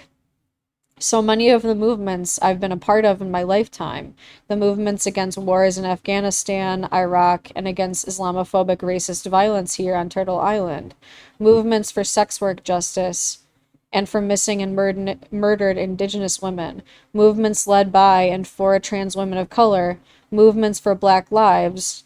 Oh, I gotta plug my phone in. Hold on. I don't want TikTok to miss it. There we go. Sorry, TikTok. I had to plug my phone in. Oh, all the weird tech errors is happening right now. Okay, we back. Sorry. Okay, I'll start that over. So many of the movements I've been a part of in my lifetime, the movements against wars in Afghanistan, Iraq, and against Islamophobic racist violence here on Turtle Island, movements for sex work justice and for missing and murdered Indigenous women, movements led by and for trans women of color, movements for Black lives, movements by and for disabled folks, and for survivors of abuse involve a lot of grieving and remembering people we love who have been murdered, died, or been hurt, abused, gone through really horrible shit. Yet I remember an older brown activist telling me in 2003 that there was no time for crying over the use of shock and awe during the invasion of Iraq. We had to get into the streets. Although containing and denying grief is a time-honored activist practice that works for some people, I would argue that feelings of grief and trauma are not a distraction from the struggle. For example, transformative justice work strategies that create justice, healing, and safety for survivors of abuse without predominantly relying on the state is hard as hell. What would it be like if we built healing justice practices into it from the beginning? Everything from praying to the goddesses of transformation to help us hold these giant processes and help someone acting abusively choose to change, to having cleansing ceremonies along the way. I've witnessed and read about Black Lives Matter organizers integrating healing justice practices into BLM organizing and talking about BLM itself as a healing justice movement, one where at the work center are grief rituals over murdered Black kin, breath work, and herbs for resilience during actions and marches. I'm sorry you're working. It's not about self-care, it's about collective care. Collective care means shifting our organizations to be ones where people feel fine if they get sick, cry, have needs, start late because the bus broke down, move slower, ones where there's food at meetings, people work from home, and these aren't things we apologize for. It is the way we do the work, which centers disabled femme of color ways of being in the world, where many of us have often worked from our sick beds, our kid beds, or our too crazy to go out today beds, where we actually care for each other and don't leave each other behind, which is what we started with, right? As my friend and comrade queer yoga teacher Yashna Maya Padamsi, a 2010 HJPS co-organizer and writer, wrote in her often cited article, Communities of Care, Organizations for Liberation, if we let ourselves be caught up in the discussion of self-care, we're missing the whole point of healing justice work. Too often, self-care as our organizational cultures gets translated to our individual responsibility to leave work early, go home alone, and go take a bath, go to the gym, eat some food, and go to sleep. So we do all of that self-care to return to organizational cultures where we reproduce the systems we are trying to break. That's why McMindfulness is such an important critique too. The future. I remember the Healing Together Network gathering at the 2013 Allied Media Conference, a network gathering or mini conference the day before the AMC proper. I was one of 6 co-coordinators who had worked for almost a year on the gathering. The gathering was a lot of things for me. There were some amazing meetings of the minds, trainings, and connections. For me, it was also a lesson in the difficulties of trying to organize a financially and disability accessible North America wide conference on a budget of less than $2,000. In my Taurus organizer head, I'd hoped that a North American network would emerge out of the gathering that would connect the many different healers, healing justice collectives, and micro clinics blooming across the continent. It didn't happen. When a friend saw my face fall, she said that one of the principles of emergence theory is that networks and organizing are organic. We need to trust that need and desire and conditions we are alive to will. Wait, that's the wrong phrasing altogether. We need to trust that need and desire and conditions we are alive to will. No, it's the exact same way. We need to trust that need and desire and conditions we are alive to will. Oh my God, I can't read it correctly. I'm sorry, y'all. I don't know why I'm having such trouble with this sentence. We need to trust that need and desire and conditions we are alive to will help us create the networks and structures that serve us. Maybe that's a sign I need to take a drink of water. What is easy is accessible and replicable.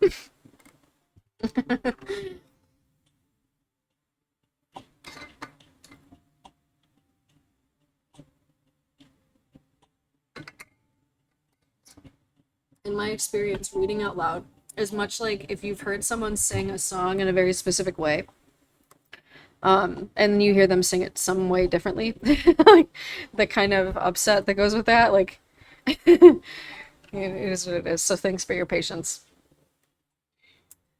5 years later, I have even more questions. What happens to a movement as it becomes popular, as the dusty old resources are lost?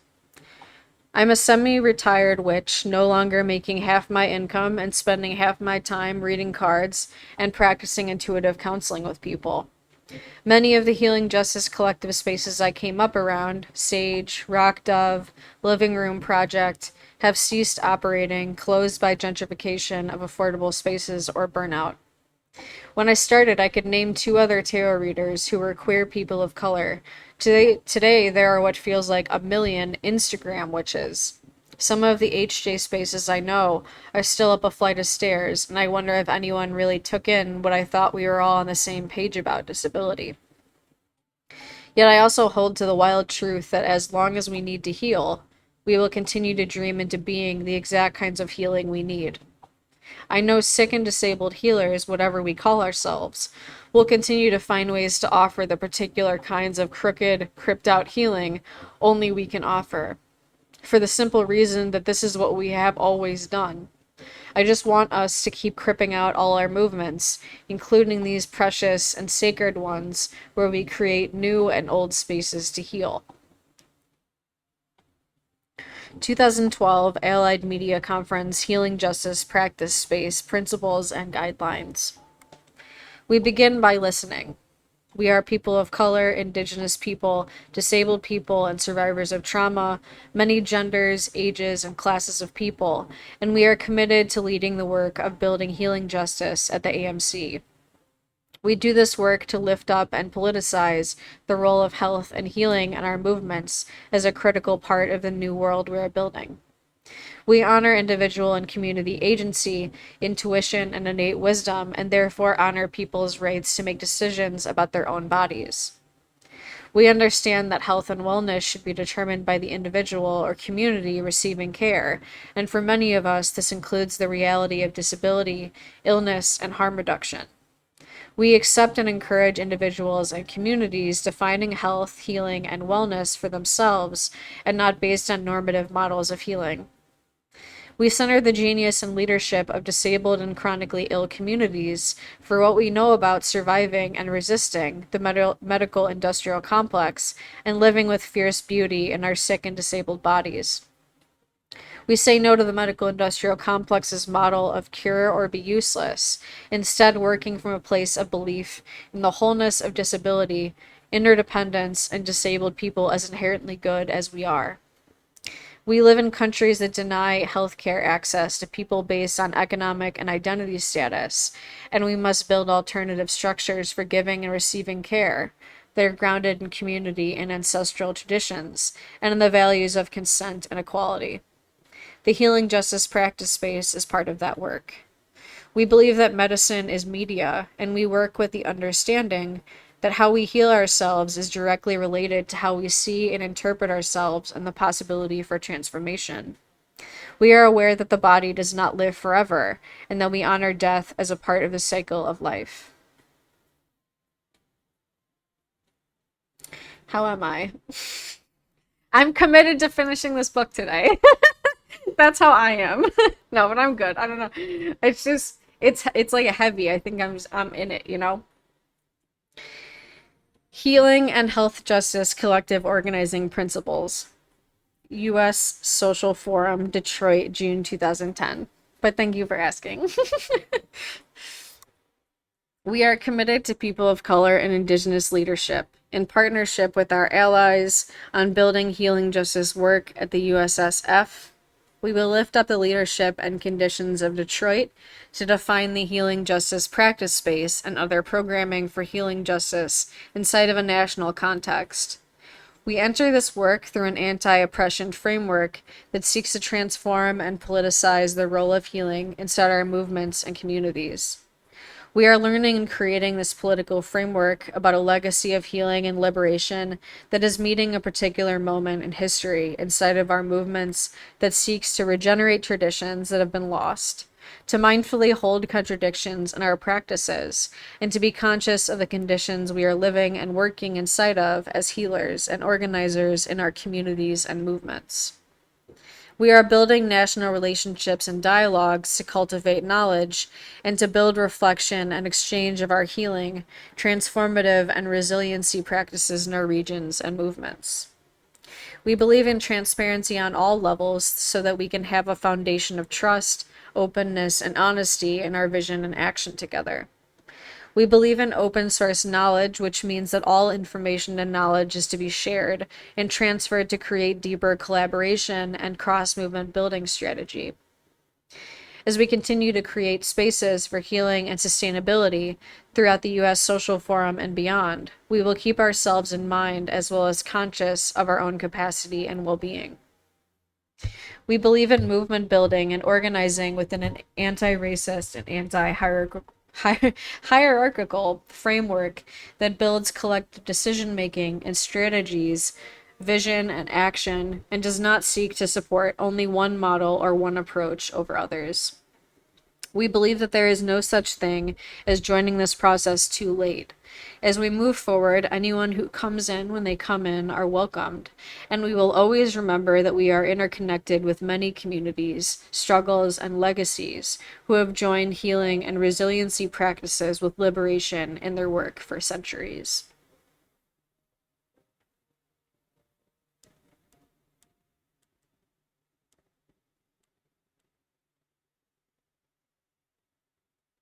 Oop.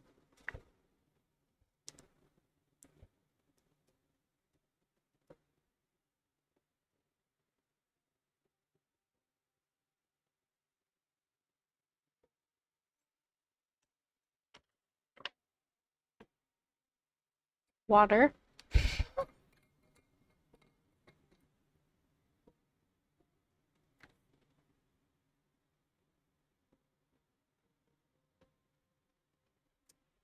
But yeah, you're asking because I'm like spinning around in my chair. I do that a lot when I'm just like either talking on the phone or like just kind of in the zone.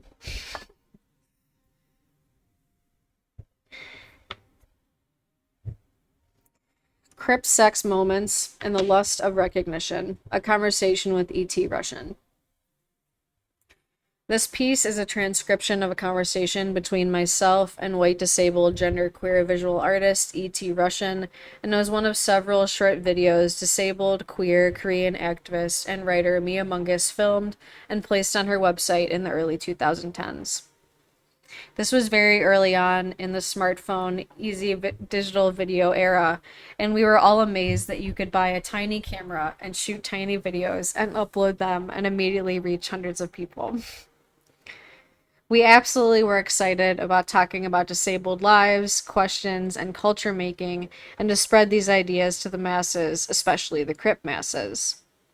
In Mia's words, contextualizing the original piece, here is the first of many to come videos of snapshots of some of the brilliance and deep complexities that we hold individually and collectively as a people. We must leave evidence. Recently, I met up with Leah Lakshmi Peepsna Samara Sinha and E.T. Russian for an evening and got to capture some of our musings, sharings, and stories. Whenever I get to hear Crip stories, I am entranced. I love hearing our words, all of them, in whatever way they come tumbling out, and feel ever so appreciative,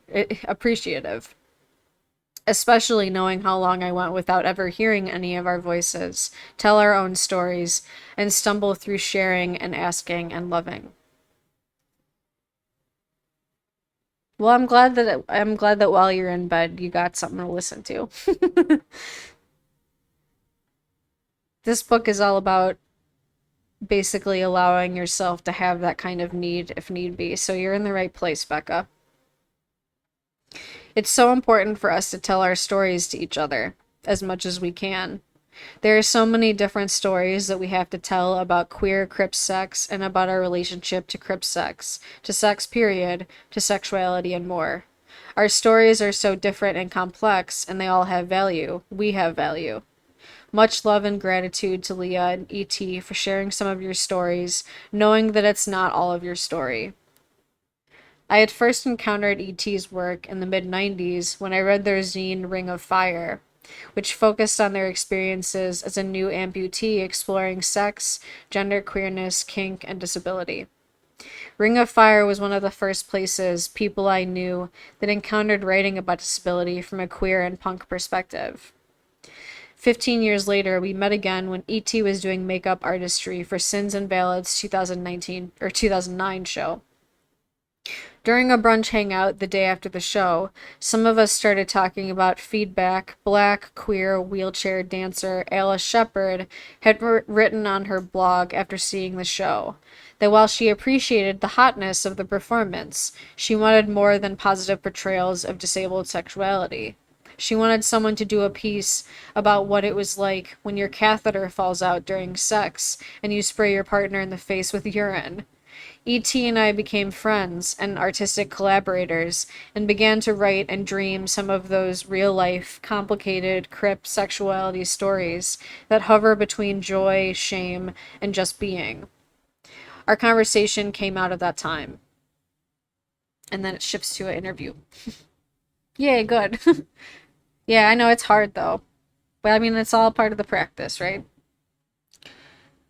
Leah, laughing. I don't ever want to have sex with anyone but another chronically ill or disabled person again. I'm just like, oh god, it's such a relief. How do you define Crip lust?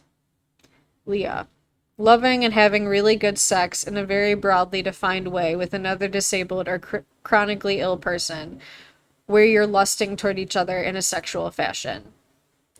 What do you mean when you use the phrase Crip sex moments? Leah, the first thing that comes to mind is when my lover at the time and me were at this queer club night and they threw me up against the wall and we were making out. And then we both lost our balance at the same time and we totally fell over onto the ground, onto the ass of my friend who had been hit by a car a year ago. So then she fell over. So we're all on the floor in this writhing mass of disabled bodies and it was really great. Laughing. E.T. I've had a disability for 14 years and I've had several long-term relationships. In between, I've dated a lot of different kinds of people, some with disabilities, really different disabilities than me. I've never, well, okay, once I dated someone who was also an amputee. Crip sex can be no different at all than sex with non-disabled people, and sometimes it can be really, really different. Like my partner has no feeling from the chest down, and there's a catheter and a leg bag with urine in it, and that's in the bed with us. Or I kiss my date in an elevator, and oops, the force of me kissing them knocks them over in their wheelchair. Then they're on the ground, and we have to figure out how to transfer them back up in their wheelchair, like that kind of stuff. And then there are times when I have a new date who is not disabled, when they don't know how my legs work, and I have to explain how my legs work because my legs come off. Usually that's not a big deal. I've really only dated one person who wasn't comfortable with my disability. So she was like, "Oh, hospitals, they just make me feel uncomfortable. I just don't like them." And I was like, "Wow, I've spent a lot of time in hospitals. They're kind of my home away from home because I have had to spend so much time in them for my own appointments and stuff." So I was like, "That's cool. I think we're just in a really different place." So she also bicycled a lot and would go on these 40-mile bike trips, and I just couldn't relate. Leah, you were really compatible, joking. E.T., yeah, we were incompatible, laughing. But on the other hand, I'm dating someone right now who bikes a lot, and we've had really cool conversations about how that whole bicycling culture can be super alienating, and how they're awesome about it. Like, I don't care that we drive around a lot in my truck. A lot of people have car guilt. When you have a mobility related disability, you kind of have to get over the car guilt. So we make out in my truck all the time, and I have to say, it's pretty great. And then they laughed. Leah, when I was 26, I'd been celibate for a couple years because I was dealing with being a sexual abuse survivor, and I kind of rebroke my virginity with this totally awesome queer man of color who was really perverted, who had severe RSI, who was like this total like black science fiction polyamorous geek porn maker with injury stuff and whose primary partner had fibromyalgia too.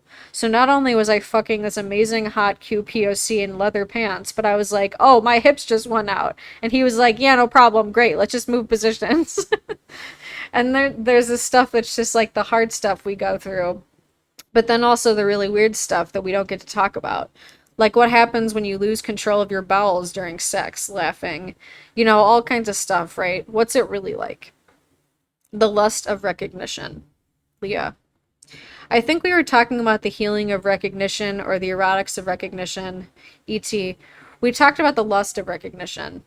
Leah. The lust of recognition, yes. Yeah, I think it's like any identity stuff. I mean, the first time I fucked someone else who is South Asian, I was like, and I mean, I know it's corny to talk about going home, but I felt that. And there was something really healing about that. And when I was lovers with the lover I mentioned before, and I was like, "Oh, I never have to worry about you being freaked out about me needing to take a break because I'm an incest survivor, or me needing to negotiate my body in different ways. You don't freak out over that because you've dated a lot of Crips. You're a Crip. Your primary partner has a bunch of chronic illnesses." And you're just like, "Right, yeah, bodies, work it out." And how amazing that was, and how that Crip knowledge was so tied to that person's awareness around consent in the middle of being a big pervert who's into a lot of pretty intense SM. I mean, it was amazing. It was really, really, really amazing. I felt so lucky. I was so lucky. Thank you. E.T. I identify a lot with people who use a wheelchair sometimes and can sometimes also walk because that's my experience. Where not every day looks the same in terms of how you get around. I relate to that, obviously, because that's what happens for me. So I see this person around. I think they're cute. They have a cane. That's something really hot about that. Then we meet. They're pretty nice and very cute. And then I notice their ankle brace, their cane, they're missing fingers or something like that. And I get to know them a little better and realize I'm really attracted. I realize I'm attracted to the fact that they're walking with a cane and they're cute. And then there's this process I go through. Am I fetishizing their cane? I've been writing about this on and off the last couple years. Is it a fetish, or is it that I recognize myself in the cane? And there's that lust of recognition. There's something really charged for me where I just crush out. It's hot. I feel drawn like a magnet to the person. They have to be an awesome person that's cute in other ways. It's not just the cane, Leah laughing, but there's something. It's like this extra electric charge that's there for me, and it's very real. I don't need to only date other disabled people, but a lot of those experiences I've had have been really powerful, even if not always lasting. I need to be fed in so many different ways. Who's to say what the rest of my life will look like? But there's something about that lust of recognition, that connection. I think it's good to check in with myself, like, am I fetishizing them? But I don't really have a lot of guilt or weirdness around that because I don't necessarily think that I am. Leah, yeah, I wouldn't waste your time. E.T., yeah. The good, the bad, the ugly, the real. And these are just more interviews. Leah. So when you were like, "What's Crip sex, Leah?" And I was like, "Well, I think it's Crips lusting for other Crips." Yes, that. And I think What you were just saying, ET, makes me think that I think it's any form of sex that involves someone who is disabled. So, like, I've had crip sex that was shitty, like me being a disabled person who was having sex with a partner who didn't get it.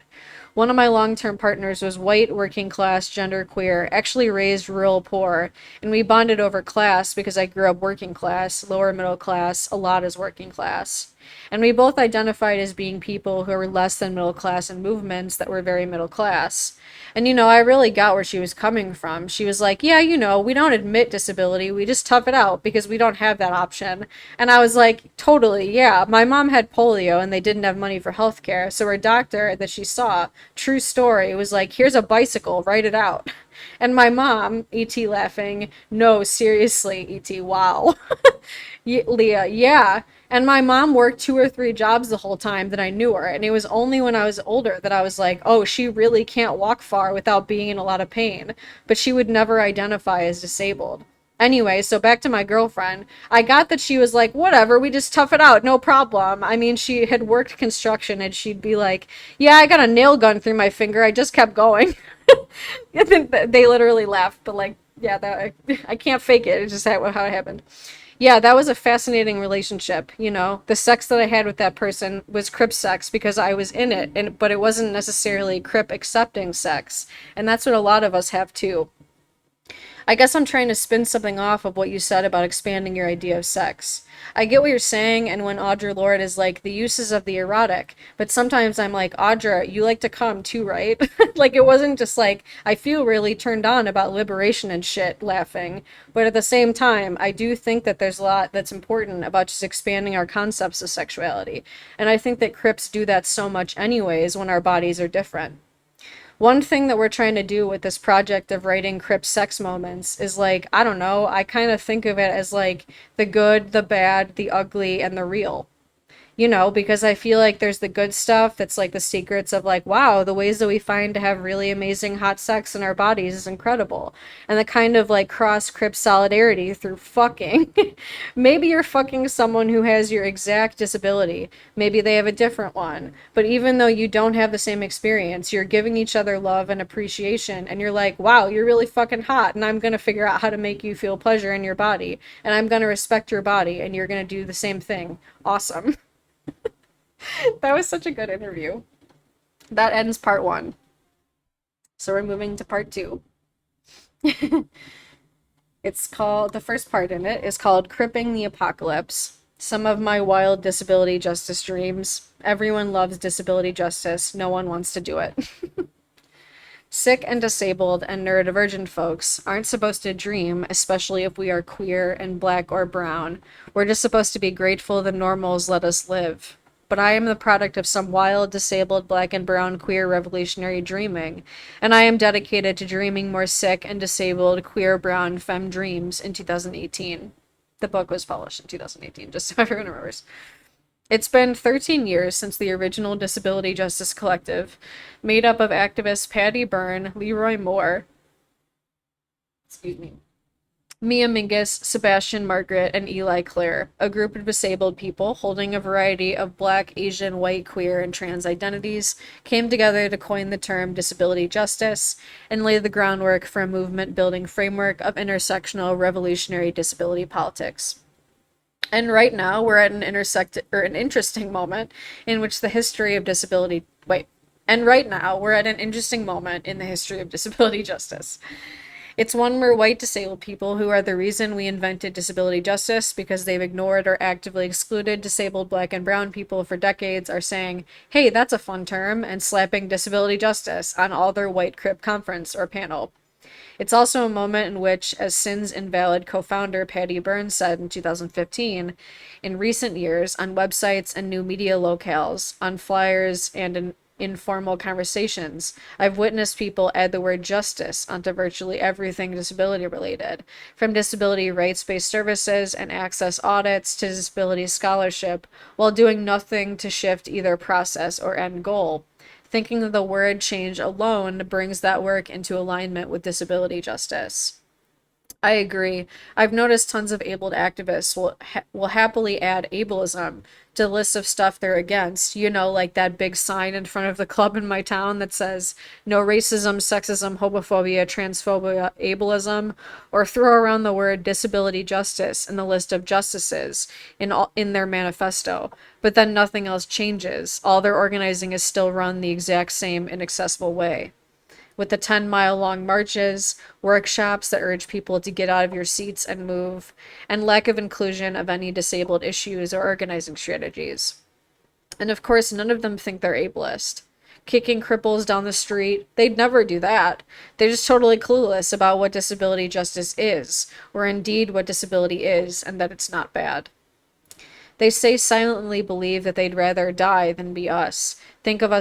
Think of disabled, sick, or crazy people as flaky or inspirational, but also pathetic and gross.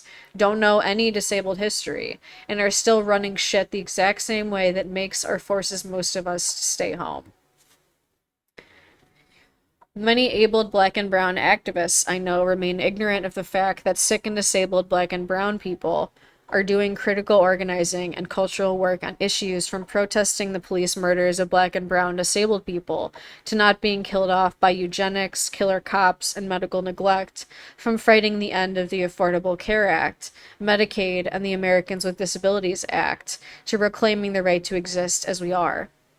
No matter how much shit I post on Instagram about it, they seem to remain ignorant of the fact that we have histories and cultures and skills and visions, and that if we're going to survive the Trumpocalypse and make the new world emerge, our work needs to be cripped the fuck out. Our work needs to center disability justice and the activists at the core of it, where being sick, disabled, mad, neurodivergent, autistic, and/or deaf is at the heart of our radicalism. The Crip Art of Failure, based on real-life events. Recently on a conference call, a totally well-meaning, able-bodied person asked me, "We just have one question. What is disability justice? Like, how do we do it?" I said something diplomatic, like, you do when you're trying to keep a gig you need. But in my head, I laughed my ass off. In my head, I was like, you want to know how you'll know if you're doing disability justice?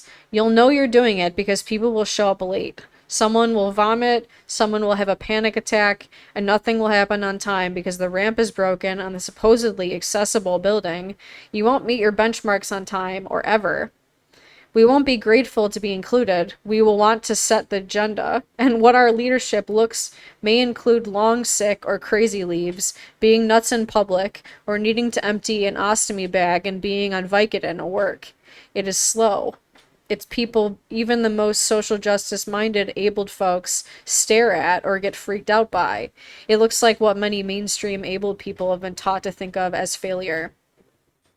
Disability justice, when it's really happening, is too messy and wild to really fit into traditional movement and nonprofit industrial complex structures, because our bodies and minds are too wild to fit into those structures, which is no surprise, because nonprofits, while created in the 60s to manage dissent, in many ways overlap with charities, the network of well-meaning institutions designed on purpose to lock up, institutionalize, and help the handicapped. Foundations have rarely ever given disabled people money to run our own shit. Nonprofits need us as clients and get nervous about us running the show. Disability justice means the show has to change or get out of the way. It's so easy to look at a list of disability justice principles and nod your head. But the real deal is messy and beautiful and real. As messy and beautiful and real as our body minds. And it's always something I can't quite get across when abled folks ask me what the hell I'm talking about. It's more like, you and your friend are stressed out about Trump, so you plan a show about how our disabled black and brown ancestors survived fascism. They have a traumatic brain injury, and dealing with forms and email is hard for them, so you write a successful grant to the City Arts Commission in 6 hours with your neurodivergent hyperfocus brain. You get overwhelmed and aphasic by multiple people talking at the same time, but they don't, so they're the one who takes the lead on doing tech and pre-show production tasks. The gay theater staff are nice but pretty overworked, and you end up doing a lot more of the production work than you bargained for. Artists are interested, but it's like they're herding cats to get some of them to respond to your emails, inviting them to be in your show. When you talk with them, it turns out that a lot of them feel huge imposter syndrome about being disabled intersectional artists, are terrified they aren't real artists, and need a lot of support. Your co-coordinator has a really hard time getting the ASL interpreters to write back, and then books them for all 4 nights. When you get the bill, the ASL rate is 3 times as high as you budgeted because the agency refused to give a quote. The live stream dies halfway through, and someone gets pissed on Facebook because they're homebound and can't see the show now. You blow out an ovarian cyst on day 2 and are in a lot of pain, but still have to MC the show, but you ask for help and people come through. Despite this, at the end of it all, you and your friends still love each other and everyone says the show was amazing. And also, when you're 1,200 short on the ASL, A, former DJ collective that went bust due to internal drama gives you some money that's left over in their bank account, and B, a community member wins a huge settlement against SSDI and gives you $250 in cash from the ATM outside their building because you helped them stay housed last year by passing the hat at the last show. Disability is a set of innovative, virtuistic skills. When abled people fuss about how hard it is to make access happen, I laugh and think about the times I've stage managed a show while having a panic attack, or the time the accessible van with 3 wheelchair-using performers and a staff inside broke and we just brainstormed for 2 hours. Maybe if we pull another van up and lower their ramp onto the busted ramp, folks can get out? Who has plywood? If we go to the bike shop, will they have welding tools? Until we've figured out a way to fix the ramps so they could get out. If we can do this, why can't anybody? And this innovation, this persistence, this commitment to not leaving each other behind, the power of a march where you move as slowly as the slowest member and put us in the front, the power of a lockdown of scooter users in front of police headquarters, the power of movements that know how to bring each other food and medicine and organize from tired without apology and with a sense that tired people catch things people moving fast miss. All of these are skills we have. I want us to know that abled and disabled. Disability justice is about building relationships. Over the past decade, I've seen many a well-meaning abled person or organization read a bunch of shit on the internet, follow the access guides and do all the right things, get the accessible space, book an ASL interpreter, and ask people to be fragrance-free, and then be surprised and also kind of miffed when disabled, deaf, sick, and mad folks don't show up en masse. It shouldn't be so hard to figure out why this is. The abled people in question don't know any actual disabled, deaf, neurodivergent, or mad folks, or think that they don't, that they, us, are somewhere out there. Ableism and audism structurally separate disabled and deaf people from abled and hearing folks, literally. It's hard to make friends when the bar you always go to has a flight of stairs, you're meeting until 2 a.m., and or you don't know the language of the person you're trying to talk to. When abled people get ASL and ramps and fragrance-free lotion, but haven't built relationships with any disabled people, it just comes off like the charity model once again. Look at what we're doing for you people! Aren't you grateful? No one likes to be included as a favor. Inclusion without power or leadership is tokenism. When I see disability justice flourishing, it comes from years of relationship building and building trust, from fucking up, making repair, learning from mistakes, and showing up for each other.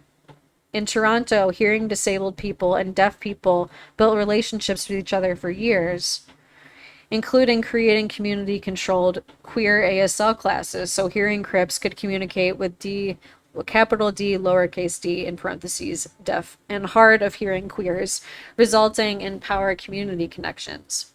That didn't happen by accident. It happened because disabled and deaf people organized together, showing up at each other's protests. When hearing disabled people learn ASL so they can communicate with deaf folks, we are creating the rock bottom tools we need to talk, laugh, hang out, disagree, organize, break isolation, and fall in love. And that is the opposite of a well-meaning but relationshipless access provision. Abled people, time's up, especially because you will eventually become us. It would be easy for me to write the same article that many sick, disabled, deaf, and mad neurodivergent folks before me have written to the abled, asking the abled to get it the fuck together and stop forgetting about access and disabled demands. It would be easy for me to write because it's still so needed. Non-disabled activists of color continue to forget about basic access at events and meetings until someone disabled bugs them about it, or they remember for a few months after a workshop or a year, and then the issue fades in importance again. It breaks my heart every time, but besides not wanting to grieve being forgotten, at the end of the day, I'm practical. I want to win. If movements got it together about ableism, there is so much we could win. Movement spaces where elders, parents, and sick and disabled folks, a huge amount of the planet, could be present. Strength and numbers. We could create movement spaces where people don't age out of being able to be involved after turning 40 or feeling ashamed of admitting any disability, craziness, or chronic illness. We could create visions of revolutionary futures that don't replicate eugenics, where disabled people exist and are thriving, not as often happens in abled revolutionary imaginations. Revolutionary futures where winning the rev means we don't exist anymore because everyone has health care. So I will say once, I want able people to get it together in 2018. Stop forgetting about disability and access. This definitely hits different just in 2023. Read some of the many brilliant made by disabled people access guides out there. Normalize access and disability. Learn about disabled cultures and histories. Look at the histories of disability in your own family and communities. Ask how you are fighting ableism in every campaign you do. Don't forget about us. Realize you are or will be us. Wild disability justice dreams and unpacking shame.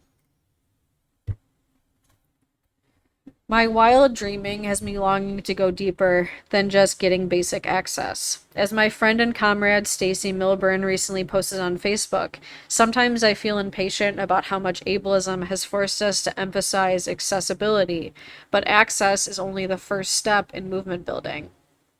People talk about access as the outcome, not the process, as if having spaces be accessible is enough to get us all free.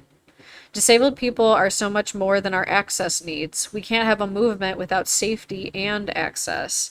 And yet there is much more still waiting for us collectively once we build this skill set of negotiating access needs with each other. Going deeper than basic access in our disability justice revolution as Black, Indigenous, and Brown people isn't simple. It means unpacking our deep histories of scarcity and shame. Sometimes when disabled people of color bring up access needs, I see able-bodied comrades of color's faces turn stony and shut down. This often does not just come from a casual hatred of sick and disabled people, though that exists too. But sometimes a person who's angry and defensive about an inaccessible space is flashing back to their mom who died poor and alone, their uncle's polio or schizophrenia no one would talk about. The way the only survival story many Black and Brown communities have had is to deny our needs, work 16 hours, and suck it up. Many of us hold stories about how our families survived enslavement, colonization, and other forms of violences, grueling physical labor by not being disabled. Disabled people in those stories didn't make it, they got killed. Many of us were taught from a young age that care, softness, and healing were for other people, and we needed to just make it work. We sit in legacies of scarcity, survival, and deep, unpacked grief that sometimes makes people bitter and enraged when they see someone asking, as if they have a goddamn right to, for a chair, a moment, a bathroom that works. I've also worked with many organizations, hell, I've been part of them, where having no money was both the norm and something we prided ourselves on knowing how to make work and look beautiful. We could make a 24-hour city action happen on a quarter take of gas and no sleep. We didn't have money to pay ourselves for the hundreds of hours of work we did. Every space said no to us, so we made do with the one queer bar or APIA community center space we had.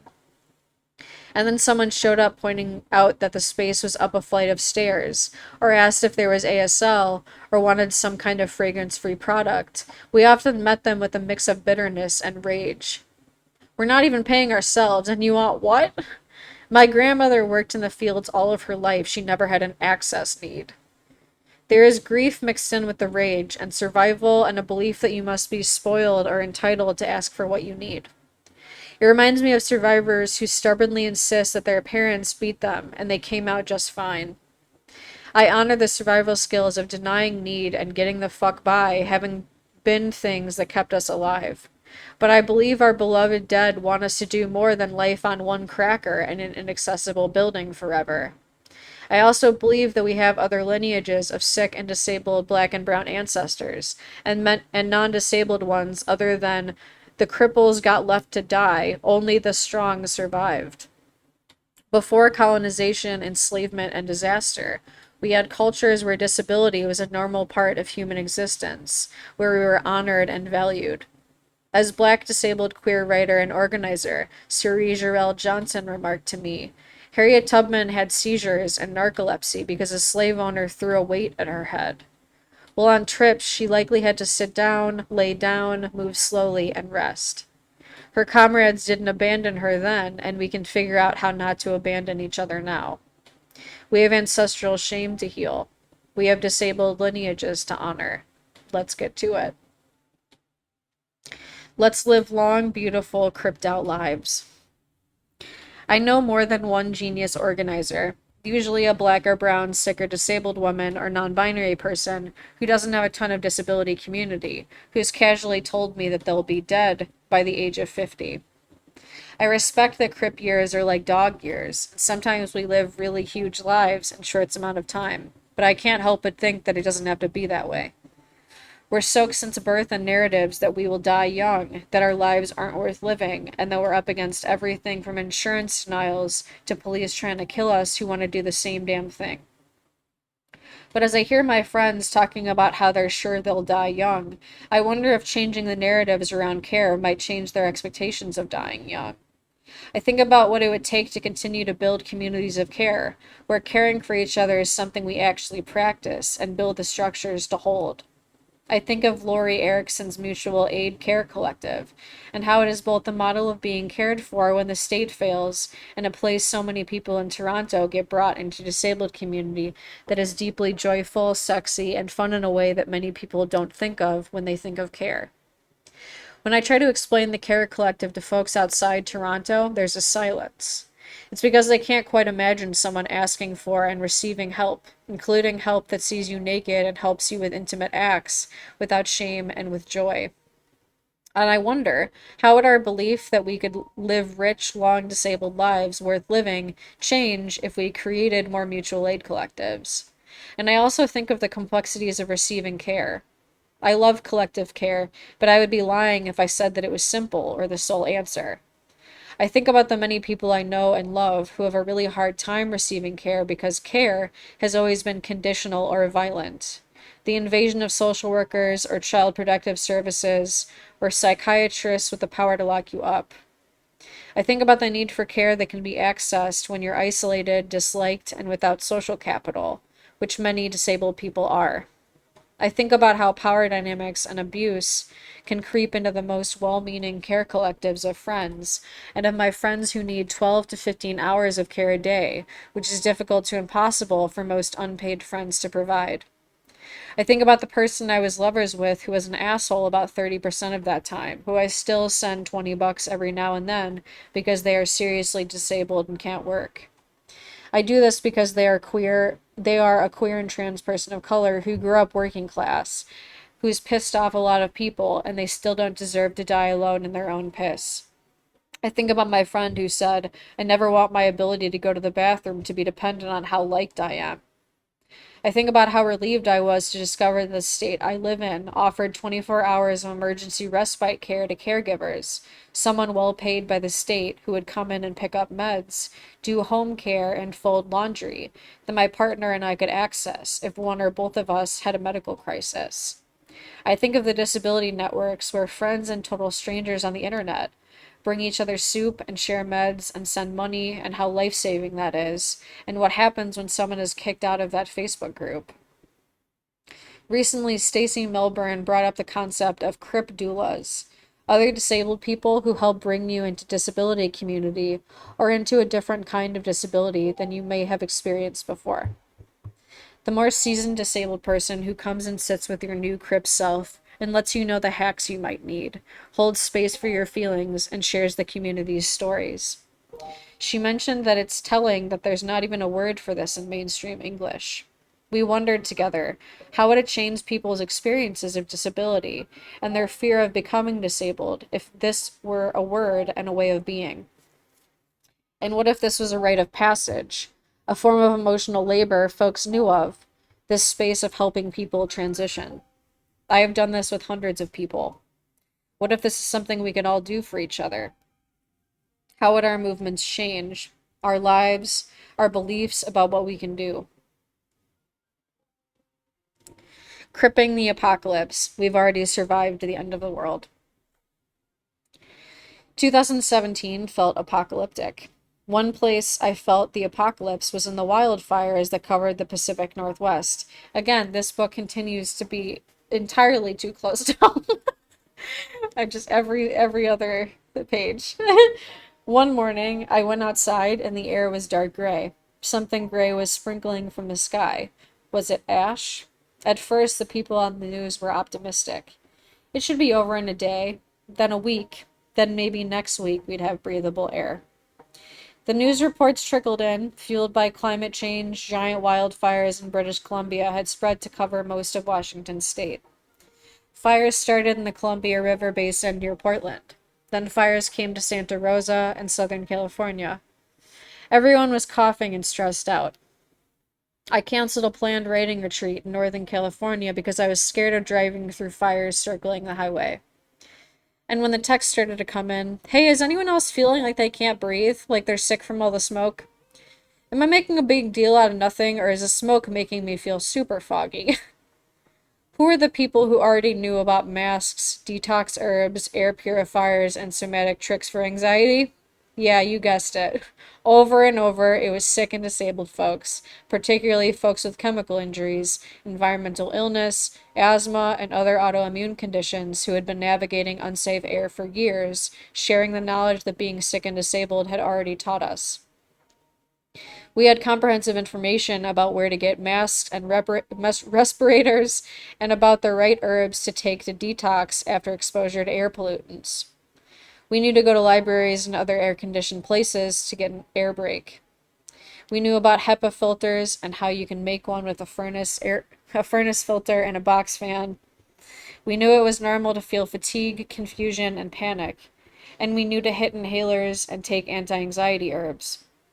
Lightning Bolt, a disability justice activist group formed in the wake of Trump to do community-based trainings around access and community safety without the police, led a successful Masks to the People campaign, crowdfunding money to buy masks they distributed to people living in tent cities in the Bay Area, since people living outside walls are extremely vulnerable to toxic smoke.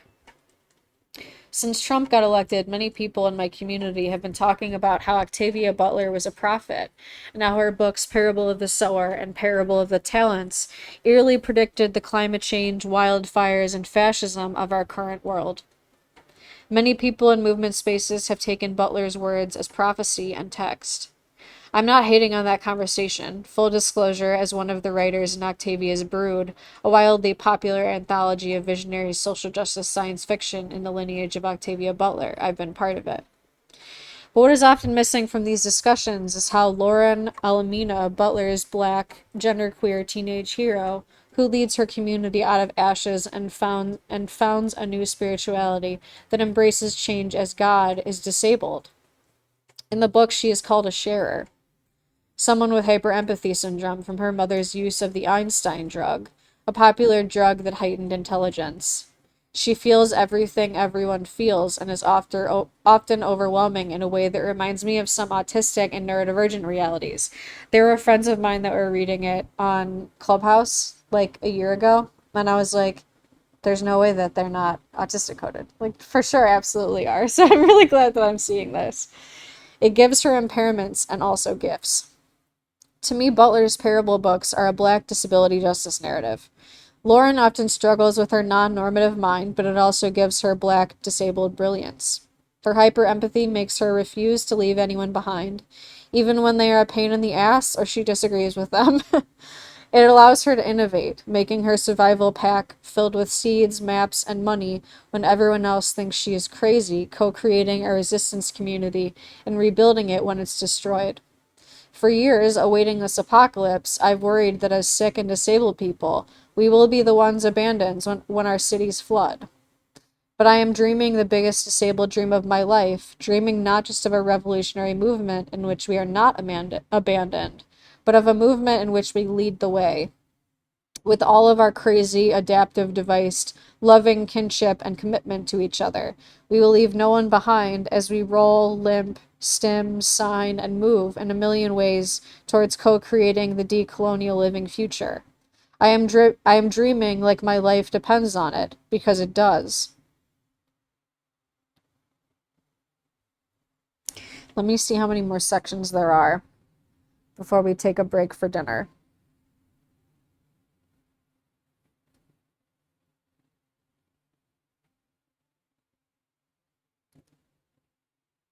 Oh yeah, okay, we got one more before the break. All right, that's perfect. Or wait, no, two more, which is still fine. All right, a modest proposal for a fair trade emotional labor economy, centered by disabled femme of color, working class, poor genius. Femme, a person who has one of a million kinds of queer femme or feminine genders. Part of a multiverse of femme-gendered people who have histories and communities in every culture since the dawn of time.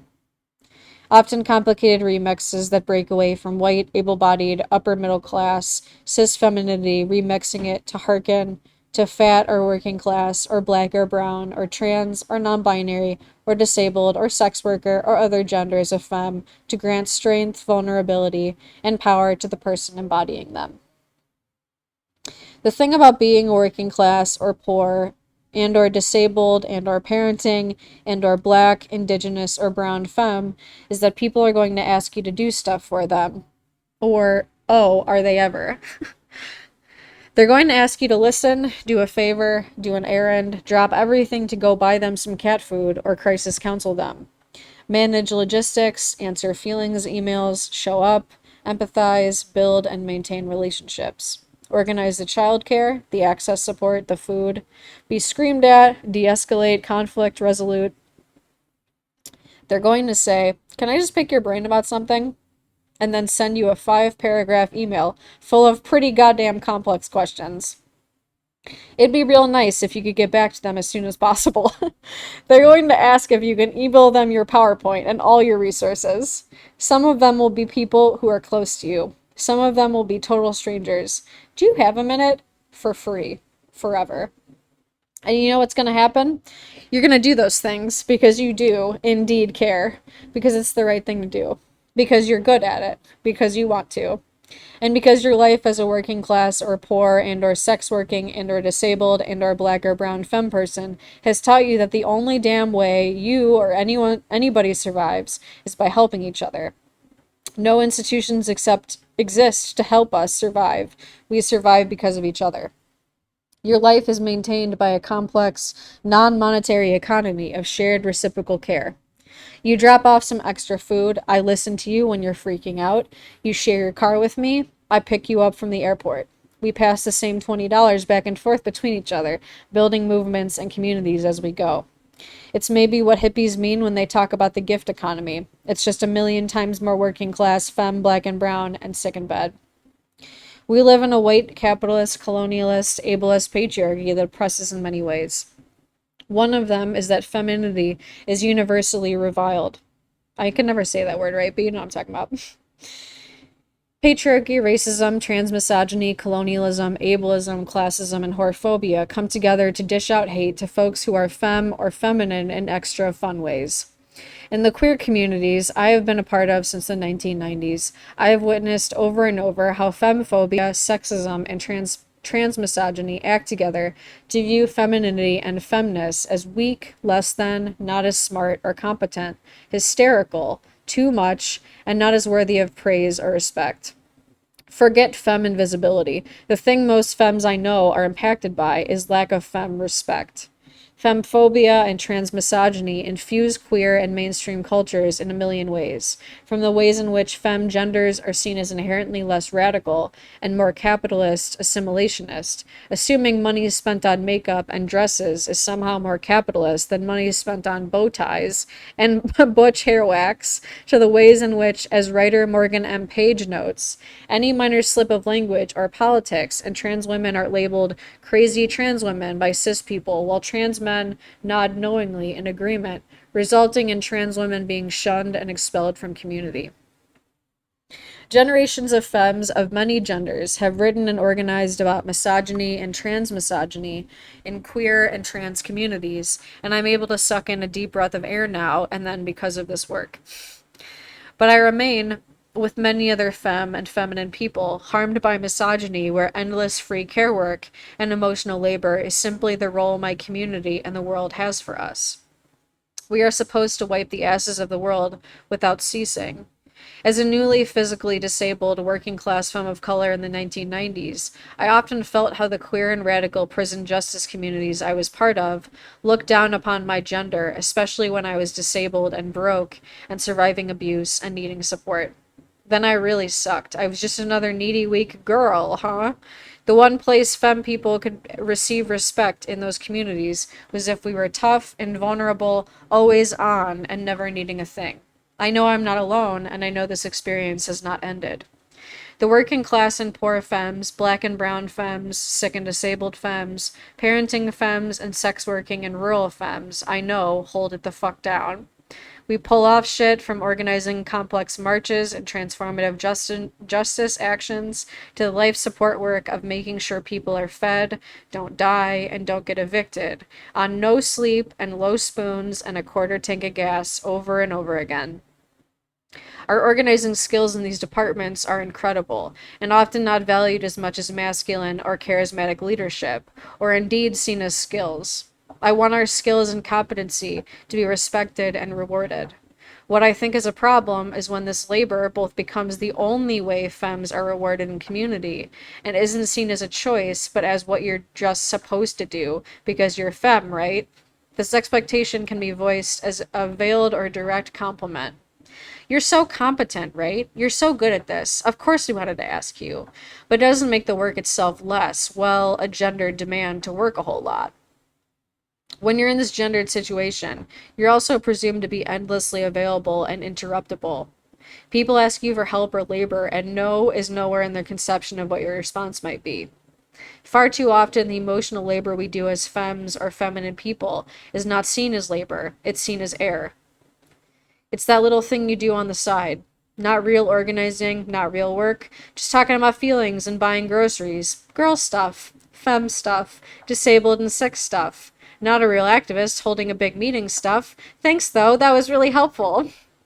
Before I go any further, I want to be really clear about a few things. I don't think that only femme or feminine people offer care labor, or can. I know femmes who suck at this stuff, and I know many masculine and other gendered people who do care labor, and I want all genders of people to be receiving and providing that labor in our communities.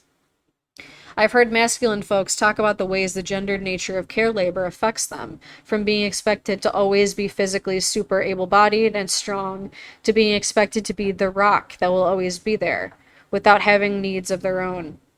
From black and brown and working class and poor men and masculine people being seen through a racist, classist lens that is surprised when they are loving and caring, parenting and doing care work, to disabled masculine people being impacted by complex ways that disability is feminized and denied disabled bodily autonomy.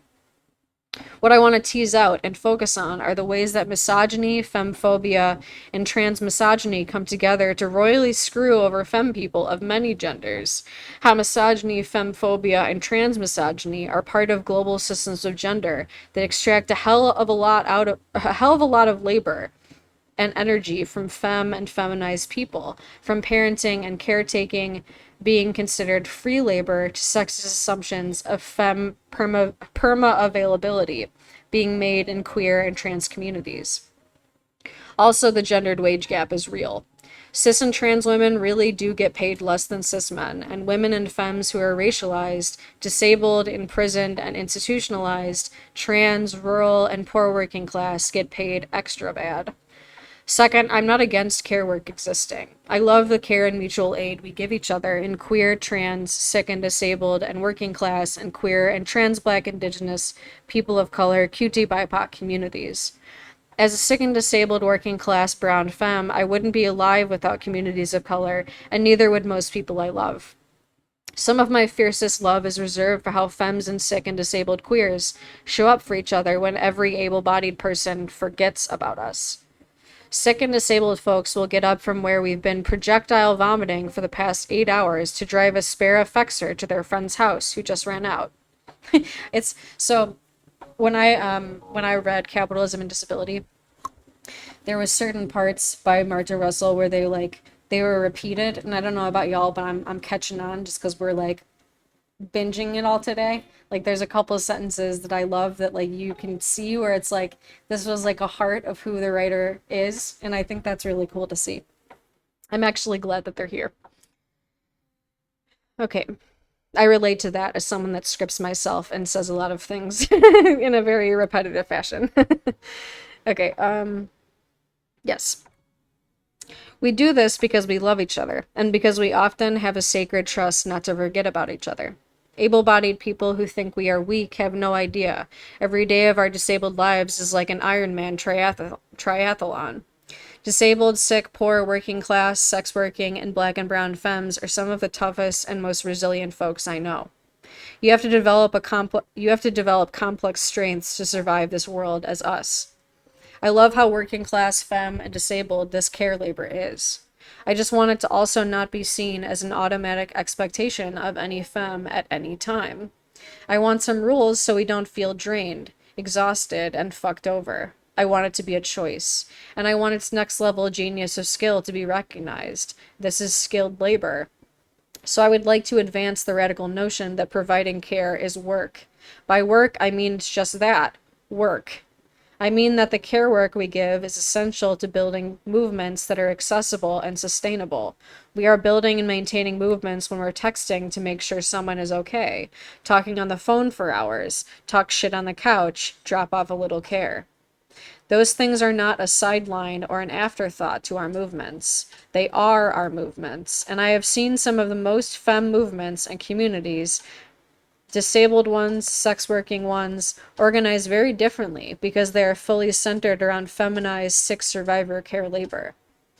I tried an experiment recently. For 1 week, I logged how many times I was asked for care labor or support, and what I noticed about who was doing the asking and how.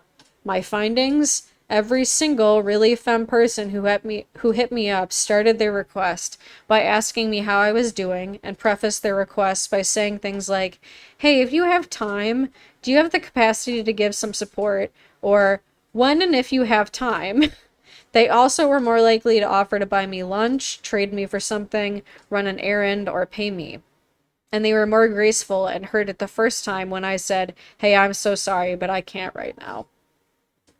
Masculine and non-femme friends, however, were much more likely to just hit me up and say, "Hey, could you pray for them, hook them up with a publisher, tell them what doctor they should go to, listen to them vent about an intense transformative justice process go wrong, be a reference, or answer a question?"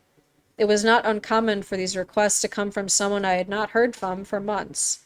There was no, "Do you think you have the time or spoons to do this?" No suggestion of, "I could offer X thing in return," and no, "If you don't, it's totally okay." There was also no, "How are you doing?" This pissed me off. I also knew I was far from alone. My conversations with other femme people are full of us describing our care labor, and of us bitching about how exploited, unappreciated, and exhausted we often feel when that labor isn't recognized. The sexism and femme oppression in these dynamics loom huge.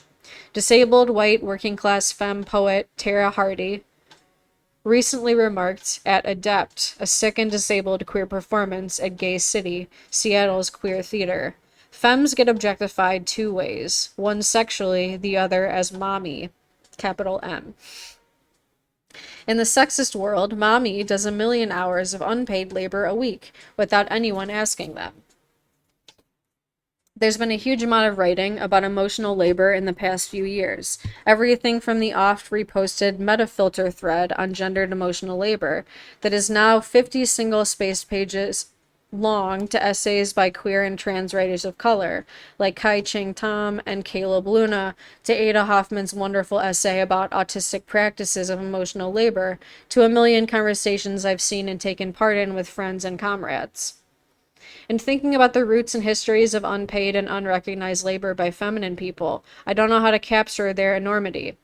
But I think about movements like Black Women for Wages, for housework, and others who fought for the audacious demand that people should get paid wages for the labor of homemaking and parenting the WSCCAP conceives of as naturally being unpaid.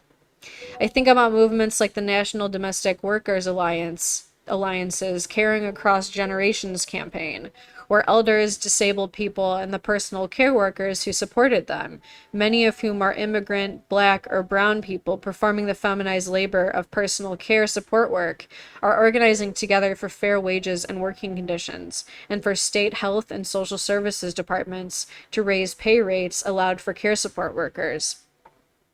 I think about how little people working in pink collar fields that are highly feminized, like cleaning, caretaking, childcare, waitressing, and service work, get paid.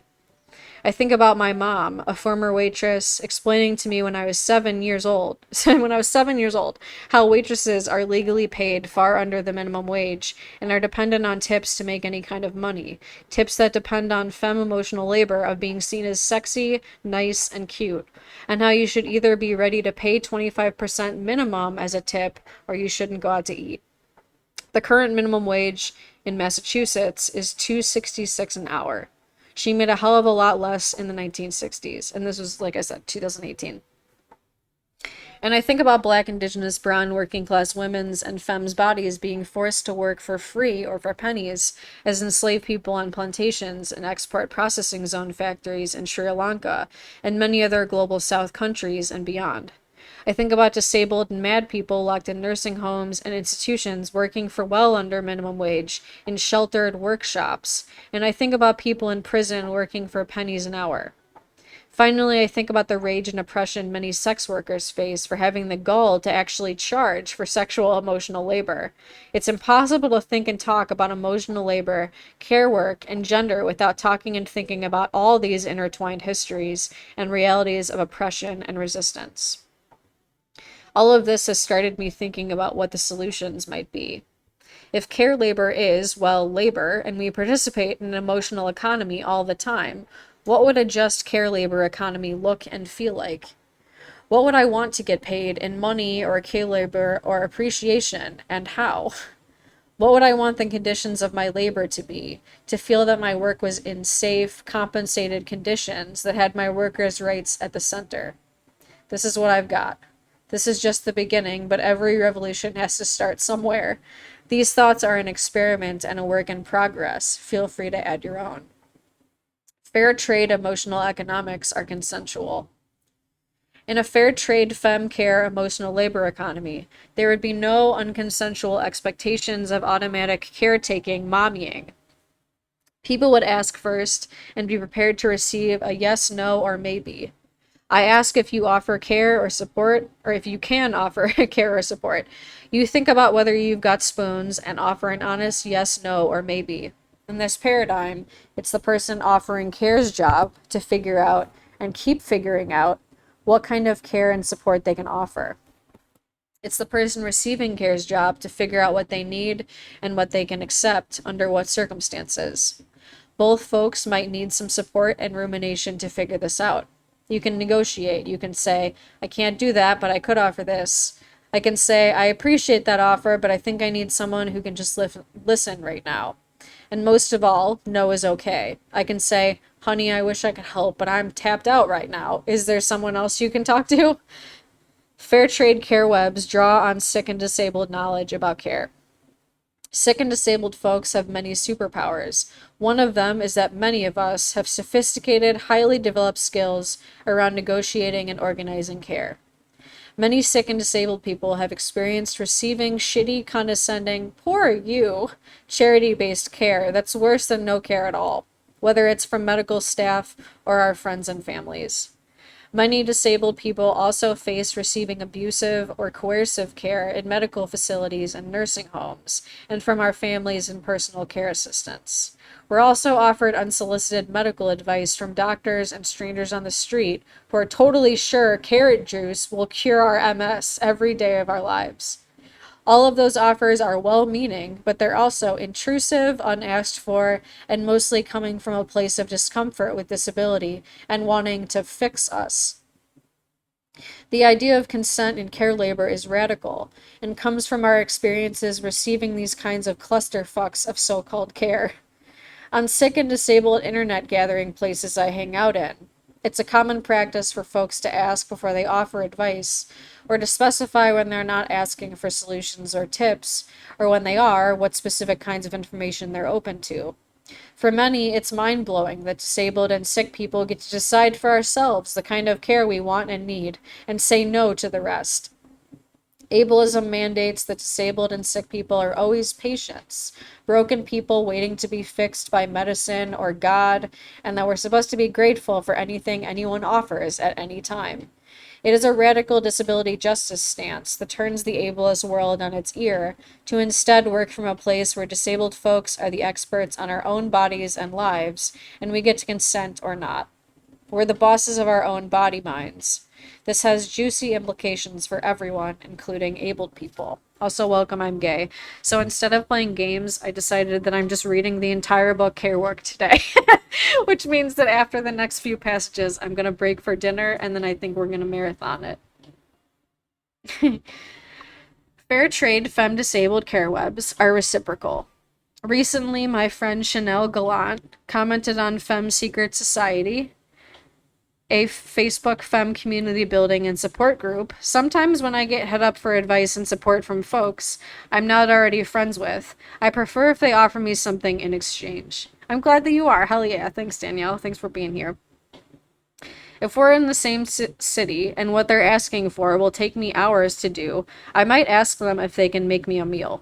She asked femmes in the group what kinds of things, including cash, they had asked for as compensation for requests of our free labor. I know, right? I agree. And I also love that like the author's name is Leah and also yours is. Femmes talked about asking for food, services, pet care, tarot readings, personal services, or body work in exchange for emails from strangers that began, "Can I just pick your brain for a minute?" or big complicated requests for emotional support. What's up, Team Fat Bacon? We're reading Care Work.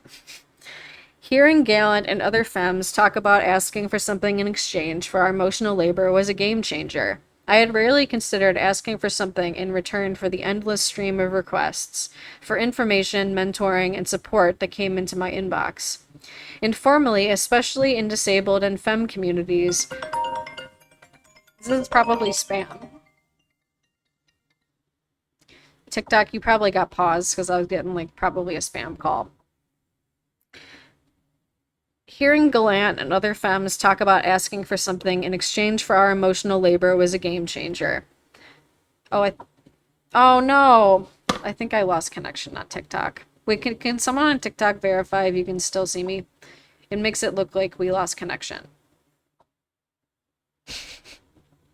It looks like it's yellow, so maybe I'm like kind of on the way back. There we go, now it's green again. Okay, are you back? Also, hello, Ed. Is TikTok back? I think it looks like it is. Hearing Gallant and other femmes talk about asking... Okay, cool. Thank you, Danielle. And asking for something in exchange for our emotional labor was a game changer. I had rarely considered asking for something in return for the endless stream of requests for information, mentoring, and support that came into my inbox. Informally, especially in disabled and femme communities I was part of, there was certainly often an unwritten rule that if you gave care, you got some back. It was just good manners. In many black and brown communities, this all seemed to go along with the concept of good manners, or just how you were raised to treat people, what some folks I know call home training. I picked my friend up from the airport and he slept on my couch when he was on tour. And when I was on tour in his city, he offered me the same thing back. But sometimes I just gave a lot and was left exhausted without getting anything back. Not even a thank you.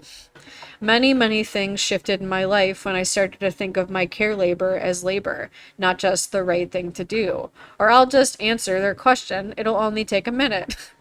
When I started thinking about how much free work I could afford to offer, and if there might be some things I'd like in return. Everything doesn't have to be 50-50 all the time.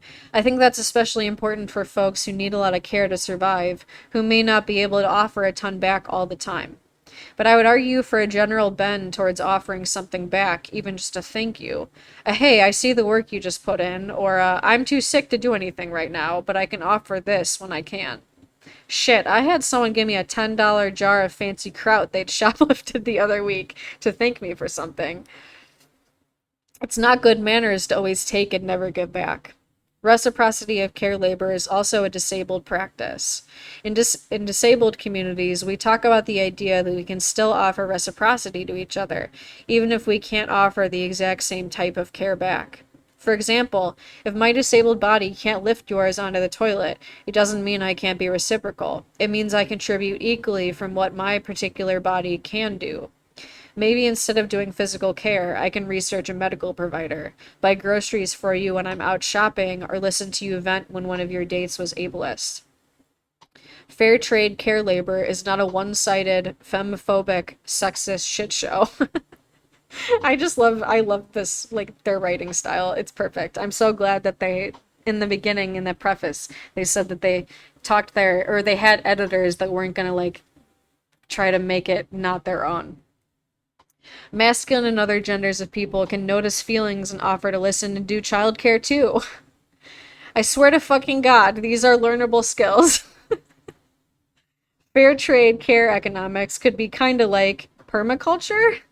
The more systems are not a monoculture, the more sustainable they will be.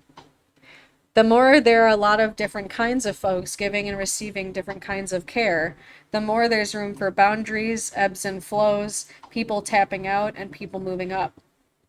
Crips and non-normative people have a lot of different gifts to offer, and normals and ableds often assume not only that we have nothing to offer, but that we can only be patronizingly and abusively cared for. But care doesn't have to be one way. It can become an ongoing responsive ecosystem where what is grown responds to need. Vacation, time off, sick time, weekends, and time and a half could be part of the deal. Maybe not exactly the way they are when you work at Target, but some kind of way. A fair trade disabled femme working class emotional care economy would give people doing emotional labor time off. We would get to have limits to our hyper responsibility. We would get to have lives that are more than bouncing from crisis response to crisis response because we deserve joy and rest. And while crisis and extreme states are common parts of human experience, when we have just gone through a really hard slog, being there for someone who is unaliveable or negotiating an intense death in the community in this economic system, it's not just okay, it's accepted and normal to not run to the next crisis after we've just finished one, but instead to ask someone else to move up and take the baton. Disabled femme fair trade emotional economics receives a thank you. Our work is seen as work. Our emotional labor is respected. We're not just asked to labor and then asked to labor again. We get, dare I say it, appreciation cards and bonuses. I'm not talking about Starbucks gift cards at Christmas necessarily. I'm not talking about the kind of forced gratitude that is demanded from a culture of appreciation, respect, and thank yous for care that doesn't have to do with groveling or bullshit. I'm talking about what many of us already do: notice, think, and witness the work being done. Imagine how free we could get if instead of femme labor being unpaid, demanded mommy tap, we could be thanked and compensated for our work, and then kick back and put our feet up smiling. Imagine if it was compensated and the labor conditions were fair. Maybe everyone would want to do it more. Imagine if we were not only respected for our care labor, but also allowed to be more than our care labor. Imagine how much we could win if there is more than enough care to go around. All right, I'm getting hungry. There's one more technically in this part, but it's pretty short, so we're gonna lump it in with the last part because my tum demands it. All right, y'all. We're gonna do this today. There's really not much after. Maybe like, well, there's probably about the same amount. Like another whole part, but it'll be worth it. I'm excited about it. I'm really liking this. I'm super glad that I decided to do this today. Oh no. Whenever I move my mouse, it moves everything in OBS, so sorry I keep giving TikTok a very strange visual experience. All right, y'all. I don't know what time of day it is for you, but maybe also have food if you're in anywhere Eastern or Central. Obviously, don't let me tell you how to live your life, but I'll be back at probably, let me see. It's almost like 6 p.m. Eastern time. So probably, I have originally, like, I basically stream 7 to 9 almost every day. And instead of streaming games today, I decided to just read this book because of everything going on in the world. So basically, I'll probably be back about 7, I imagine, and then we'll finish it up. Sounds good. Drink water, enjoy the dinner. There you go, Danielle. Hopefully you got something tasty going. I'm like a super habitual eater, so I think I'm probably gonna eat like these like energy bar things. I had like chili cheese fries for lunch, but yeah, that's what I'm feeling. All right, y'all. I see you later. Like I said, 7 Eastern time ish. But you're always welcome to, of course, just check out like the Twitch later on. Everything will be saved there, so it'll be there. Listen at your leisure if something comes up or if you got a conflict. I decided to do this reading very spontaneously, so I'm sure nobody expected me to read a whole book today. Thanks again for always hanging out, Ed. I'll see you later. Till then,